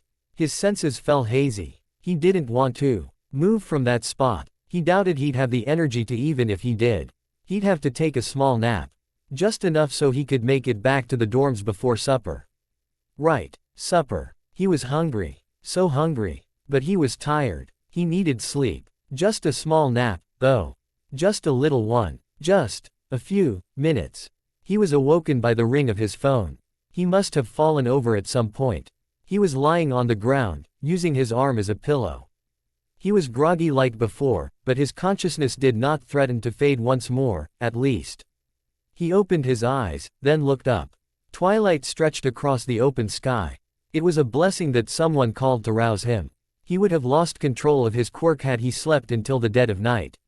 Speaking of which, Dark Shadow reached into his pocket and retrieved his phone. It swiped open the screen to answer the call. Tokiyami wasn't sure who it could be beyond his parents. They had called last week to check in on him. Perhaps they wished to do so again. It would be alright to let Dark Shadow talk for a few minutes while he let himself grow more alert. His mother in particular found amusement in talking to it. She often referred to it and Tokiyami together as the boys, despite them only being one person. It could easily fill her in on how school was going. He would get up and do some stretches, then continue the conversation as he returned to the dorms. Hi Asui. Wait, what? He pushed himself into a sitting position. Why would one of his classmates be calling him? Tokiyami. You sure sound chipper. Dark Shadow, actually. But close enough tilde. Give me that. Tokiyami yanked the phone out of its grasp. Dark Shadow gave a sad whine, but made no effort to take it back. He anticipated some lip, but perhaps that would not be until the latter stages of dusk. He put the phone to his ear and answered it himself. He really didn't need an emergency right now. This is Tokiyami speaking. Is everything all right? Yeah, we're fine. Asui's voice was unvarnished as usual. Tokiyami could hear a small clamor in the background. It appeared to be no different from the usual ruckus.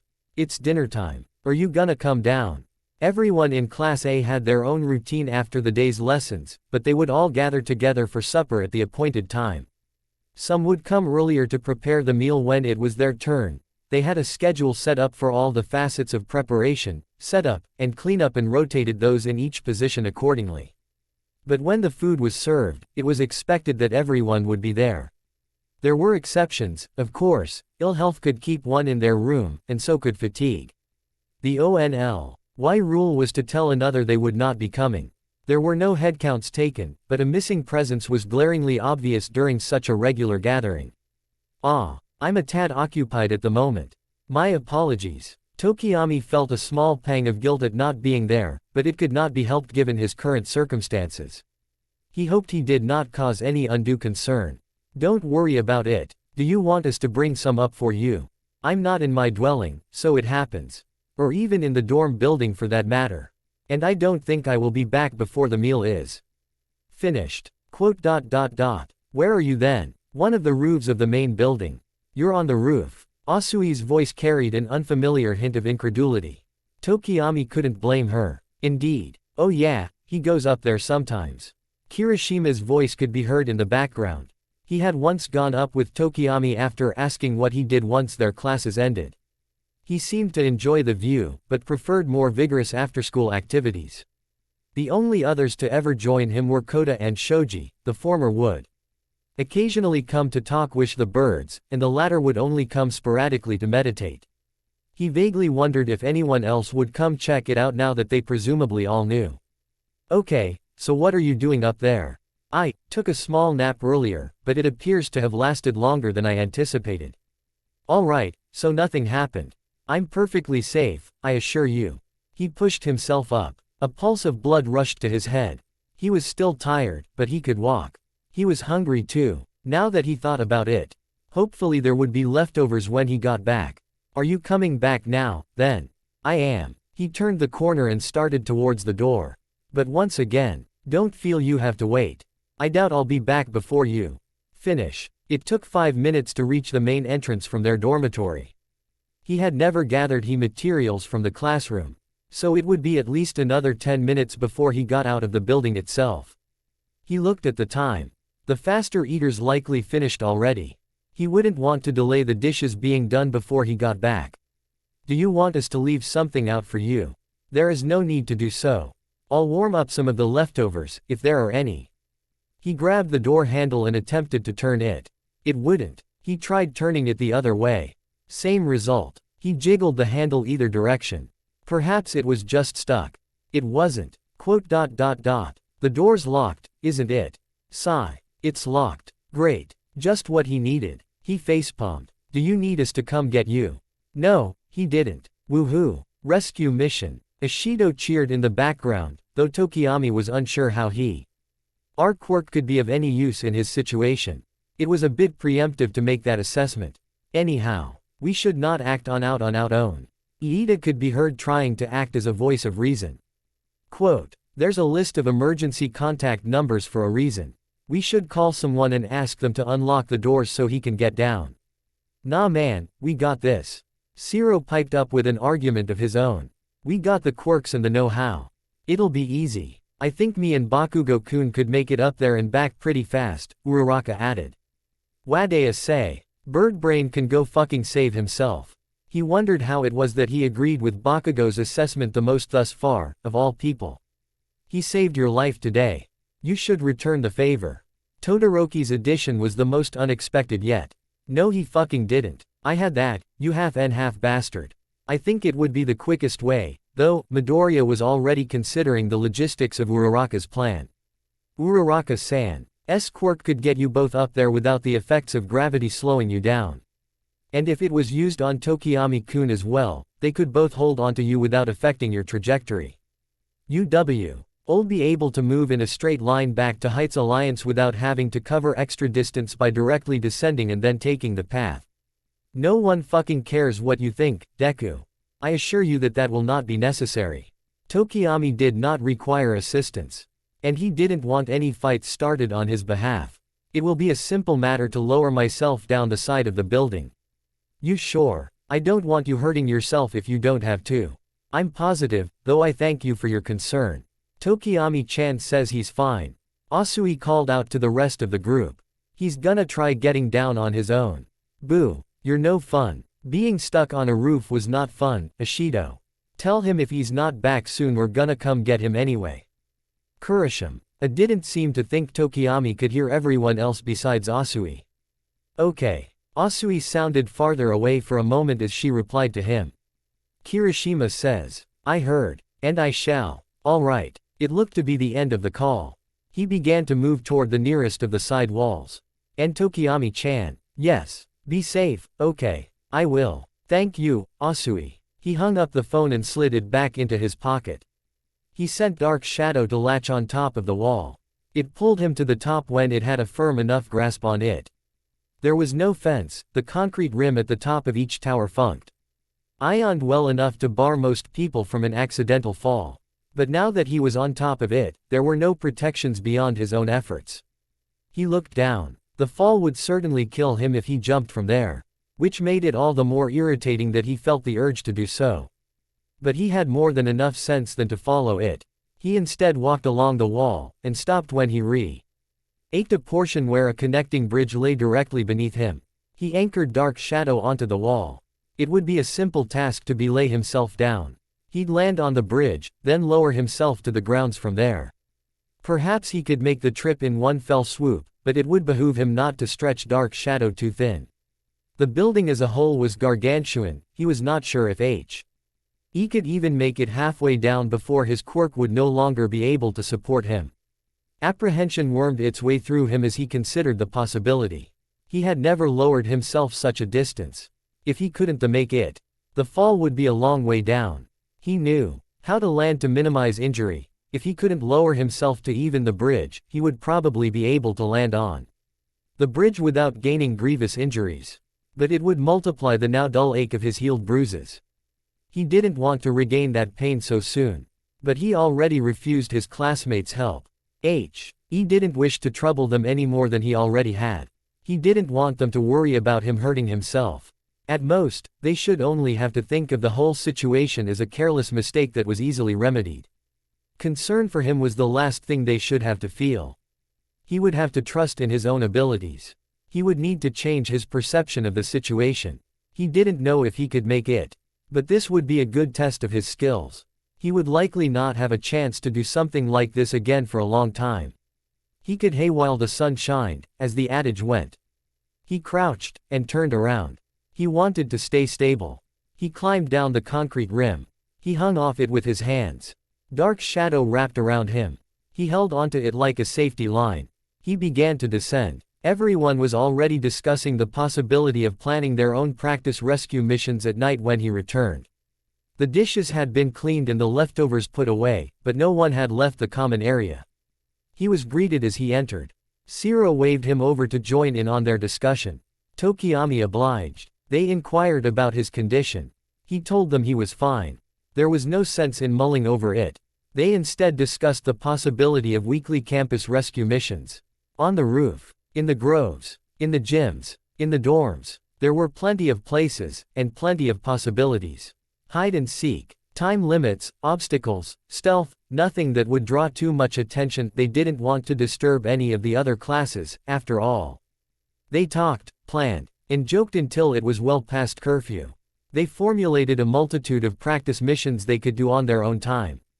Tokiyami ignored the aches in his legs. It was a good outcome. Hey, Tokiyami-chan. It was early in the morning. Asui stood at the kitchen counter. She looked to be making her lunch for the day, and didn't turn to face him as she spoke. No one else was there. Most of their classmates had not awoken. Living on campus allowed them to sleep in late, and many would find not doing so a squandered opportunity, especially given how long their impromptu meeting the day before lasted. The ones who were awake had gone out for morning exercises, and would likely not return for some time. Tokiyami, however, had a set time to wake up at regardless of how little sleep he got. He found that it let him elude the morning weariness that plagued so many of the others.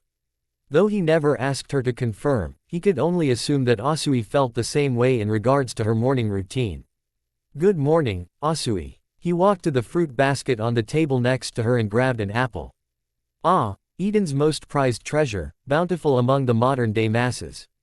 That there was free, shish produce so readily available was a perk at UA unacknowledged by most, but appreciated by Tokiyami himself. And with a variety of brands, no less. Can we talk? Ah, so this fruit-induced morning reverie was not meant to be. Disappointing, but Asui did not start conversations with weighted words without good reason. Perhaps it was because yesterday's confrontation lay fresh in his mind, as we LL is a small bout of fatigue from recovery girl's treatment, but he had an inkling as to what it was about. I presume this is about our conversation before. The one they had with Kota at the lunch table, he meant. What transpired the previous night was not worth going over. That's right. Asui nodded. Tokiyami grabbed a plate out of the cupboard. We may, though I would prefer we move to a more private location. He opened a drawer and grabbed a fruit knife. But I suppose none of our peers are likely to intrude for now. Yeah, everyone's asleep. Though it would be better to be safe than sorry. He summoned his quirk. Keep watch for any of our peers, Dark Shadow. Aight. Dark Shadow slithered off to the elevators, though still obviously tethered to Tokiyami. Asui's gaze followed it. Is that really necessary? An ounce of prevention is worth a pound of cure. It was always during personal conversations that fate sent unplanned guests. Best to nip that possibility in the bud. They worked in silence. Asui scooped rice into her bento. Tokiyami stabbed the knife into his apple, and worked the knife to cut the apple into halves. There was no need to use a cutting board if holding it in his hand would suffice. Though he would often forego the task entirely and let Dark Shadow perform it instead, it enjoyed the simplicity of domestic chores when the area it worked in was well lit. Asui was the first to speak. She didn't look away from her task. Bakugo-chan's hiding something, isn't he? Tokiyami placed one of the halves on his plate. His assumption was correct. Her perspicacity was not to be underestimated. It appears so, unfortunately. He cut the core out of the apple half still in hand in one smooth motion. Do you know what it is? I have my theories. But you don't want to make anyone worry. That is correct. He saw the consequences of doing so that time Jiro let slip she heard All Might was sick. Though even if he hadn't, it was still Bakugo's own private business. So what do you think it is? Before I begin, I must ask, what knowledge have you obtained? That you're worrying about him instead. Asui tapped rice off her spoon. That, though correct, was not how he would describe it. There was only calm observation from afar of plaguing issues that required assistance. Tokiyami merely saw a peer in need and wished to help alleviate his symptoms.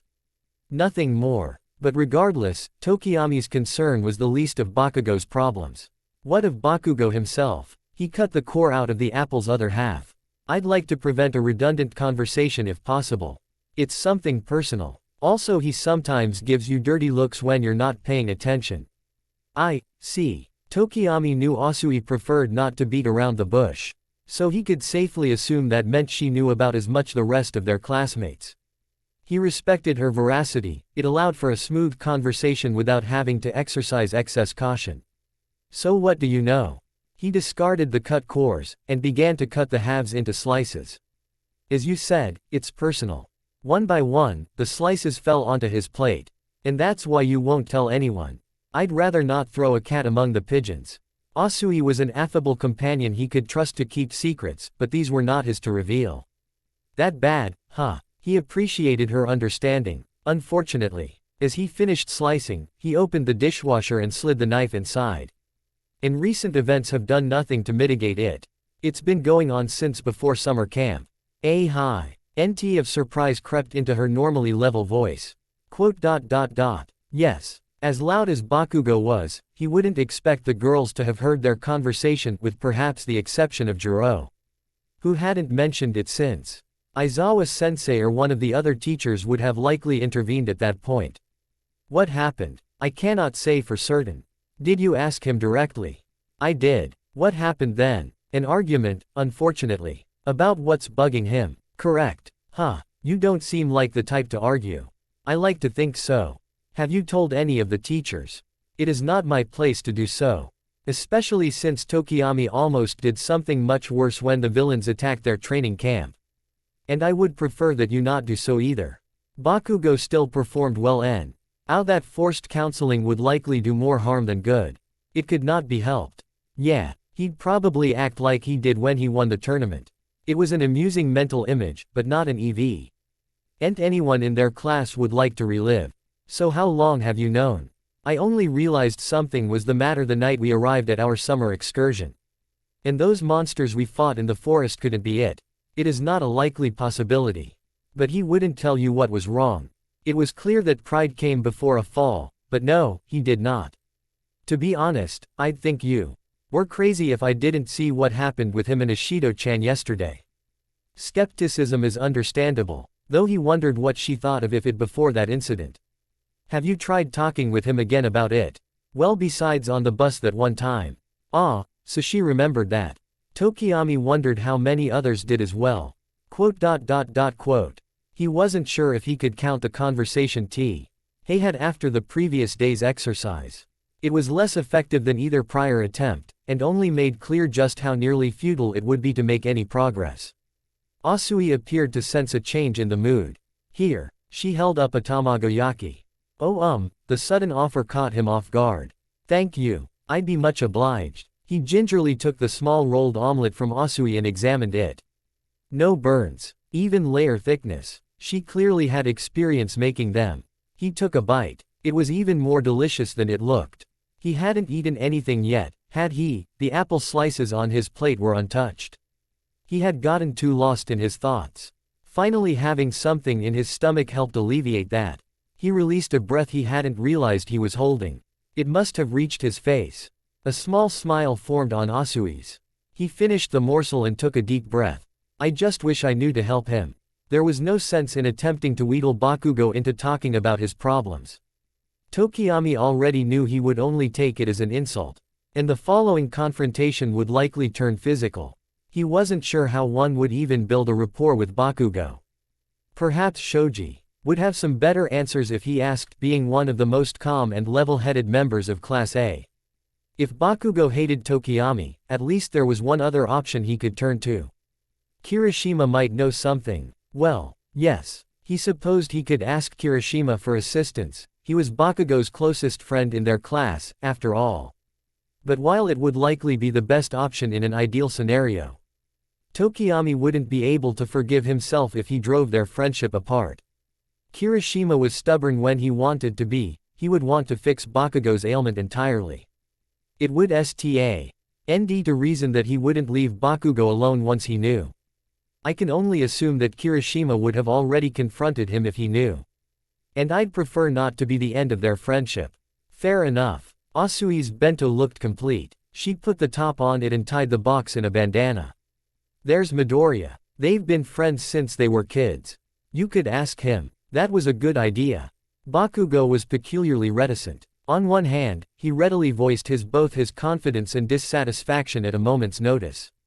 On the other, it seemed like he'd rather have his teeth pulled than express fear or weakness of any sort.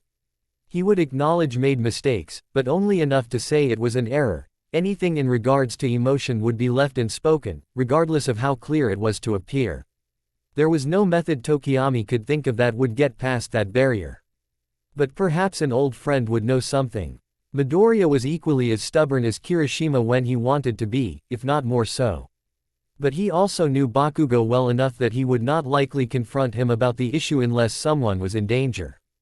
Asking for advice would hopefully not change anything within their relationship. Everything would continue like normal. That was the best outcome. That does seem like the best course of action to take. Thank you, Asui. No problem. And call me Suyu-chan. A silence hung in the air between them. Until we meet again, Suyu-chan. The use of her forename felt almost like he was speaking in an entirely different tongue. It would definitely take some getting used to. Yeah, see you in class, Tokiyami-chan. Their goodbye in itself was a superficial gesture. He simply moved to the couch in front of the TV, not even out of sight of the kitchen area, and turned on the television to show the morning news. There was talk of a festival and how quirks were incorporated into it, as well as the amount of licensing to be done, and he ate his apple slices one by one, not before calling Dark Shadow back and giving it one as well. Today's apple for the day was a pink lady. Hell yeah. Suyu joined him minutes later after she cleaned up the counter. A breakfast plate of her own in hand. It was a touch awkward given their parting words, but neither of them thought to mention it. Nor did they attempt to continue the conversation. There was nothing more to say. Midoriya, a word. Tokiyami stood outside Midoriya's room. The latter's schedule was very structured, even on days off. It wasn't hard to find him during the time he was on campus. But being a neighbor living only 2 rooms away afforded the chance to converse discreetly. And he sincerely doubted that Aoyama or Mineta would want to listen in. It was not unreasonably late, in his opinion. The sun had long since gone down, but he could almost guarantee that no one was asleep yet. And Midoriya was not. He looked quite alert when he answered the door. Oh hey, Tokiyami. Midoriya glanced past him, likely to check if there was anyone else with him, then nodded. What's up? Pardon my lack of formalities, but it's about Bakugo. There was no need to dress his request with small talk. I'd like to ask a few questions, if that would be alright. Well Midoriya looked to the side and scratched his cheek. We haven't exactly been friends since we were little kids, but I'll answer what I can. He likely discerned that that would be the only reason to ask him anything Bakugo related. It was hard to imagine Midoriya being friends with someone so invective. But There were some things that only a childhood friend would be cognizant of. Here, come in. Midoriya took a step back and let him in, and closed the door shortly after Tokiyami was inside.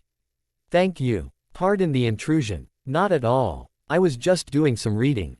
Tokiyami moved to the desk chair and Midoriya to his bed. They sat down. Midoriya's hands sat loosely interlocked in his lap, legs crossed. So what do you want to know? Quote. Well, to begin, Tokiyami folded his arms. I noticed during our summer excursion that Bakugo was wearing a pair of gloves to bed. What were they for? He chose to begin with something innocuous. Delving directly into Midoriya's knowledge of Bakugo's psyche could quickly flip Tokiyami's position as the inquisitor to the inquisited.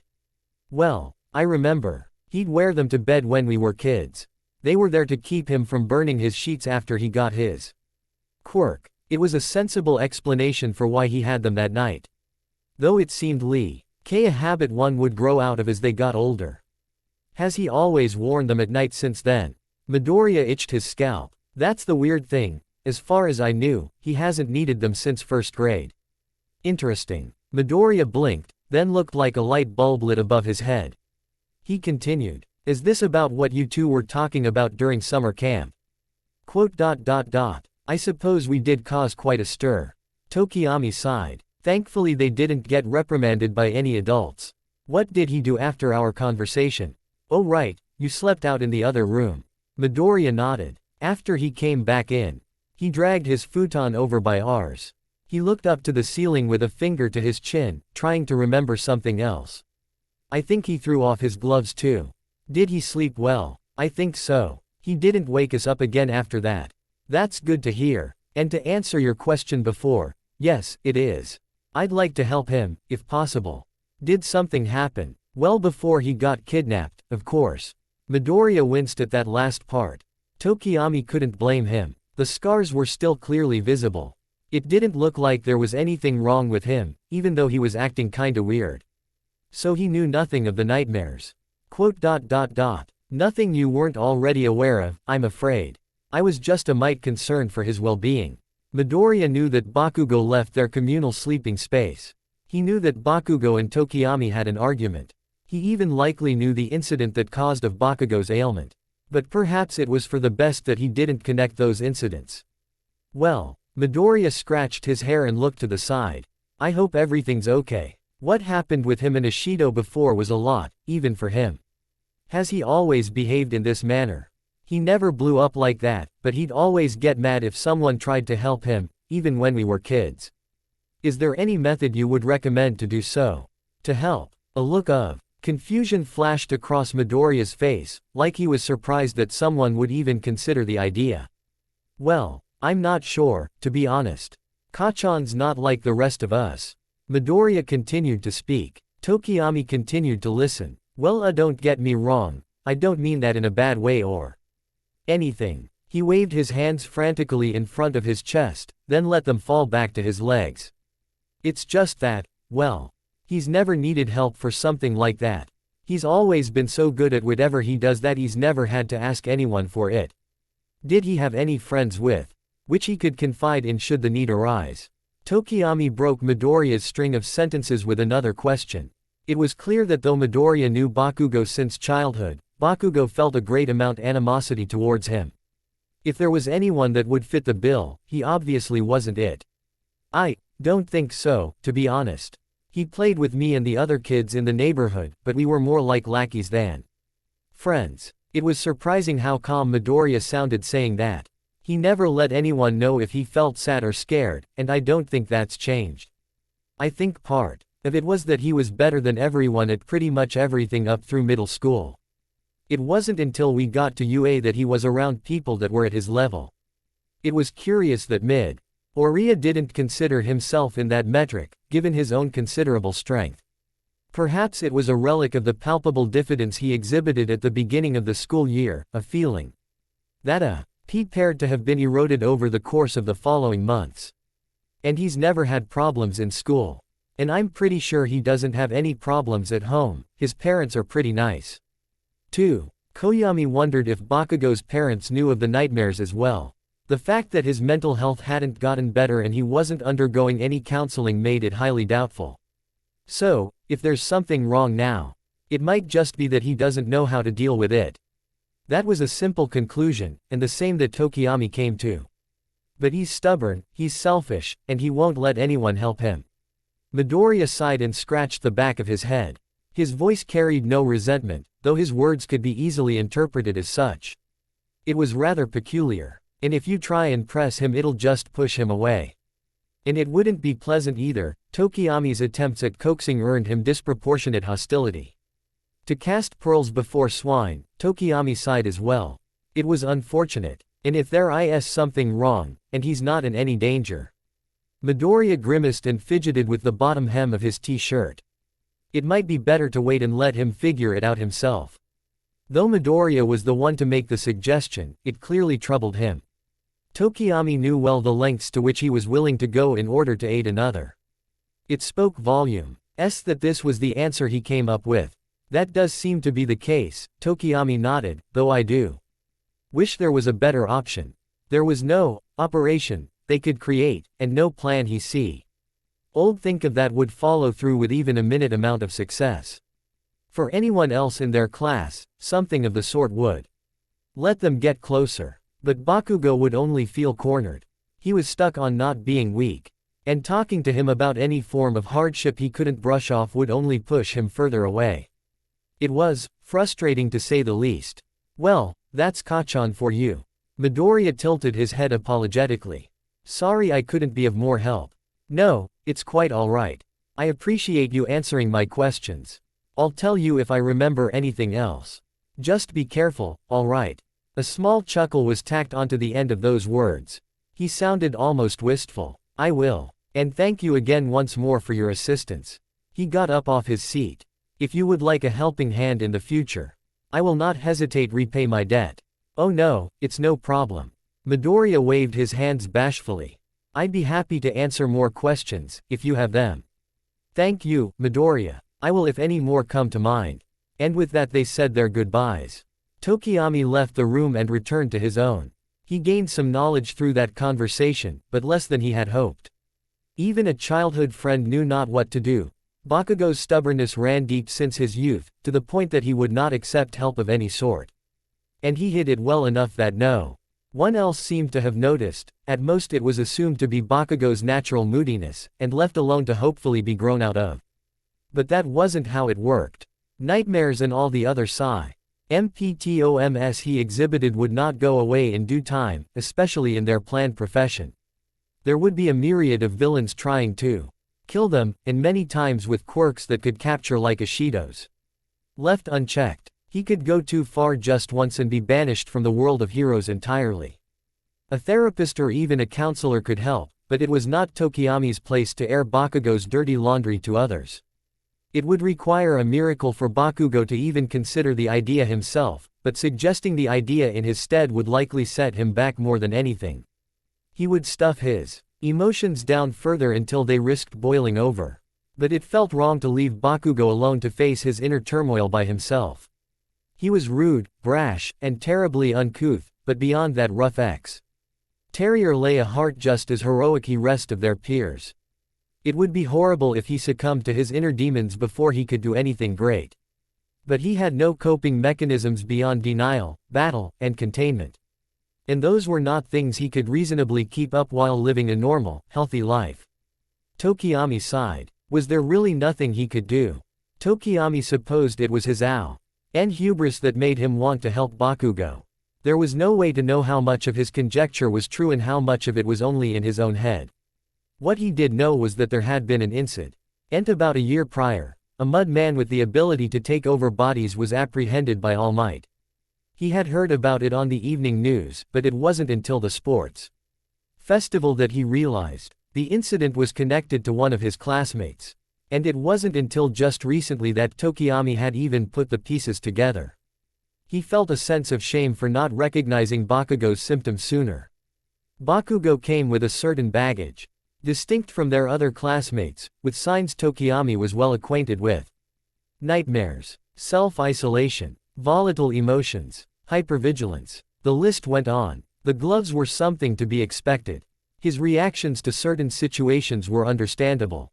Bakugo may have escaped the incident relatively unharmed, but it never left him. Being kidnapped and held captive not even a year later certainly couldn't have helped. But on top of all that, his stubbornness prevented him from seeking any kind of assistance. And his naturally abrasive demeanor easily misled others into dismissing certain odd reactions as normal. He was strong. He was a prodigy. He stood at the top of their class. It was often thought that such people could not have such ailments. And he suppressed it in turn. It was likely why they had that conversation that night during their summer excursion. The remnants of an experience so unpleasant could manifest at the most unwelcome times. It was likely why Bakugo panicked during that training exercise. Capture by viscous liquid coupled with the desperation to escape it could have triggered those buried memories. It was even likely the reason he couldn't remain calm when he fell in that mud. But he still would not ask for help, or even take up an offer for it. Obstinance aside, it was easy to think of those feelings as invalidated when there were others who had arguably gone through harder times than oneself. There were people who had gone through far worse than Bakugo. Iida, for example, had nearly lost his brother to a villain. And nearly fell to that same villain himself. Aizawa-sensei was nearly slain trying to defend their class, and had to recover for a relatively long time after. Midoriya had multiple close encounters with villains and gained grievous injuries almost every single time. Bakugo was almost consumed, was kidnapped, and could have been killed himself in either scenario, but he made it out if those situations none the worse for wear. He held no lasting damage anywhere besides his mind. Falling for the fallacy of relative privation could easily send one into denial. Refusal to acknowledge anything was amiss was a method to retain some semblance of normalcy. But while Bakugo could palliate his symptoms as much as he wished, it wouldn't remove the problem at hand. Though then in the event that he did accept Tokiyami's help, Tokiyami wasn't a substitute for a genuine therapist, and he was well aware that suggesting Bakugo visit one would not make him actually go. Having someone to share the pain with would lessen it, but it would not be a cure. He was not a member of Bakugo's family, nor even his friend for that matter. The most he could do was attempt to gently push Bakugo in the direction his own counselor did all those years ago. Tokiyami groaned. Thinking in circles like this would not get him anywhere. He lay on his bed, surrounded only by the ambient light of dimmed lamps. Electricity and air conditioning were all that relieved him from complete silence. He checked the time on his phone. It was past midnight. Being the weekend, there were no classes to be had the following morning. But it would behoove him to rest nonetheless. And yet he could not find it in himself to turn on the lights. It would be of no use even if he did. Tokiyami's wearing SS was only physical. He felt no less alert than he did during the day. There was a distinct irony in the fact that he had a predilection for dark places. While their tranquility put him at ease, he couldn't risk falling asleep in them lest dark shadow take over. Speaking of which, he swung his legs over the side of the bed and summoned the aforementioned quirk. It sprang up from the floor in front of him. Another opinion was welcome, even if from something not quite human. Bad news would travel fast in the wrong hands. A tenebrous apparition could easily serve as an adequate substitute. I don't suppose you have any suggestions. Quote. It bobbed in place. A pair of arms emerged from where one could expect on it, only to fold in front of its chest. I'm you, genius. Think of it yourself. He grimaced and folded his arms. Dark shadow was indeed a part of him, but at times their opinions couldn't be more different. Meek in daylight, restive at night, and with no middle ground whatsoever.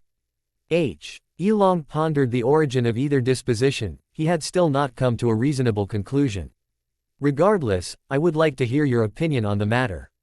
It stuck its nose in the air. Well, if you ask me, that Bakugo kid won't listen unless you beat him. No, Dark Shadow. Violence was not the answer.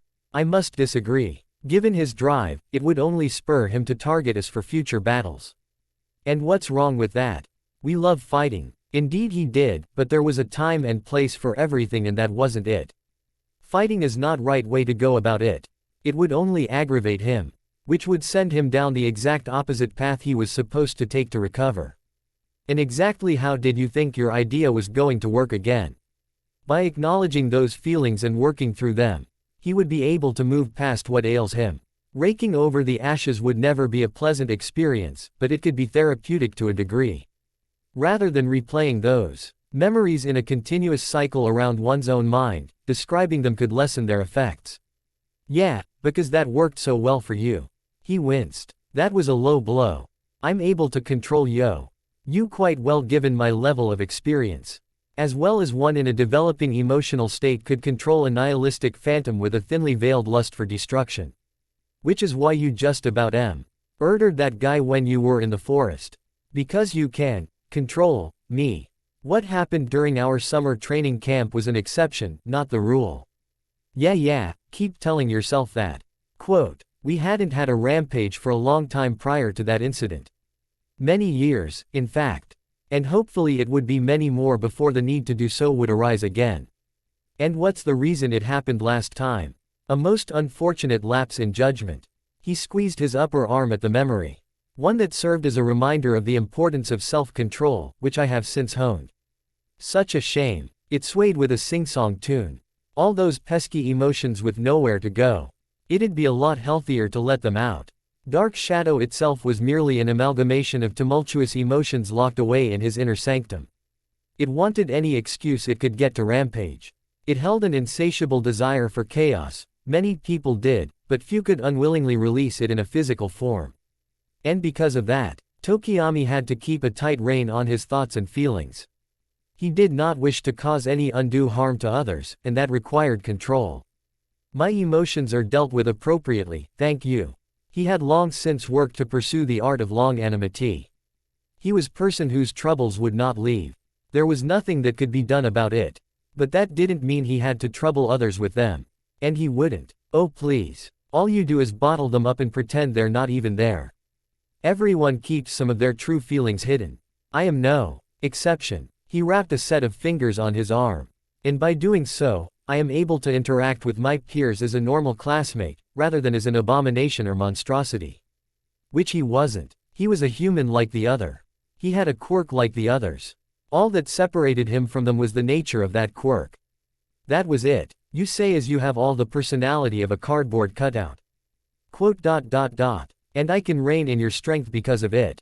He did have a personality, he just held the more undesirable aspects of it at bay. By abnegating his emotions, he was able to spare himself the typical heartache of someone his age. He had been made well aware of what puberty entailed since he was young. Knowing about the fluctuation in emotions let him identify them in advance and control them accordingly. Because if he didn't, there could be dire consequences. He was lucky that the incident in the forest was not witnessed by any professional heroes. Even one uncontrollable rampage from Dark Shadow could preclude him becoming a hero. Perhaps when he was an adult he would attempt to become more in touch with his emotions. But as it stood, it would do no good. It would merely give him unneeded stress during the years he least needed it. Oh please. If you really could, you'd be stronger than everyone, that Bakugo kid included. I highly doubt it would make a difference. Fight him with your full strength and see what happens. I merely wish to aid him, not kill him. Oh, you know what you really want. A not quite solid arm wrapped around Tokiyami's shoulder. He held his posture rigid. You want to have someone to project your own anxieties onto. He could feel the arm lengthen. It slithered down his own. He didn't move. Any sudden movements could aggravate it. You just want to think you know enough that you can play therapist and fix other people's problems. It covered his hand. He gritted his teeth. He wasn't going to fall for its taunts. You just want to project your need for friends onto some poor sod who has enough on his plate as it is. It moved down his leg. He clenched his fist. He wasn't going to lash out at it. Really, how much of this do you think is Becca?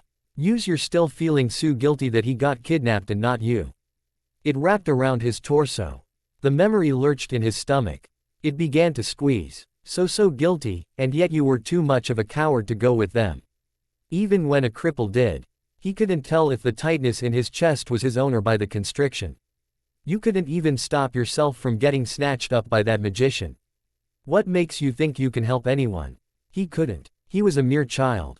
And one without full control of his power. If he couldn't use it, he was useless. If he used too much, he could hurt an innocent. He didn't want to imagine what would have happened had Bakugo and Todoroki not put a stop to his rampage. He didn't want to imagine what would have happened had bitten off anyone's arm besides Shoji's. He could have permanently put an end to someone's hero career before it even began. He didn't want that. But there was always the possibility that it could happen. He didn't want that. But that didn't mean that he couldn't someday be hero he dreamed of becoming. It was why he chose to go to UA. It was so he could grow his skills. It was so he could learn to better utilize his power. It was so he could help people. He would. He had to. He had to. He had to. There was no point in doing all this otherwise. There will be a time when I can use my strength for the benefit of others. The constriction added an uneasy croak to his voice. He heaved a deep breath. He could still breathe. You can't do anything on your own without me. Quote. It was true that Dark Shadow was the source of his power. You don't have the strength to protect anyone, much less help them, which was why he had to harness that power. Without his quirk, he could do nothing. Without control of his quirk, he could destroy everything. There was a balance he had to strike, and internalizing his own quirk's derision was not the way to go about it. He was the master. It was his weapon. He was the one who would make the final decision. But be that as it may, your suggestion is not one I'm going to follow. A fulsome tendril looped around his neck. Its grip around his torso and arms tightened. You know I'm right. No, you're not. It was him, and he was it, but that didn't mean it couldn't be wrong.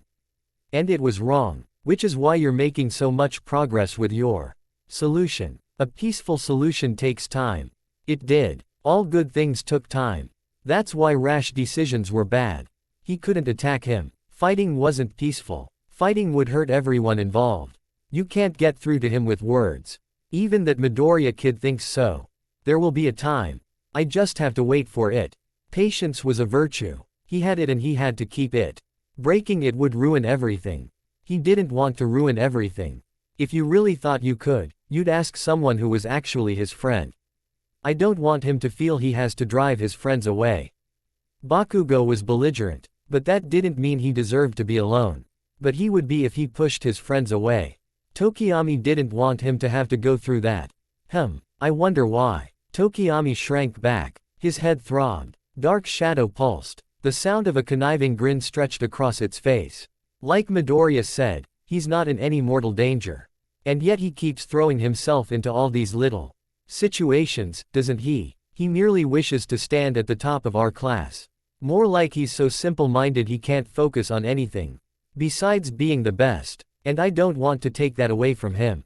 Yeah, because he can actually do it. Unlike you. It has nothing to do with me.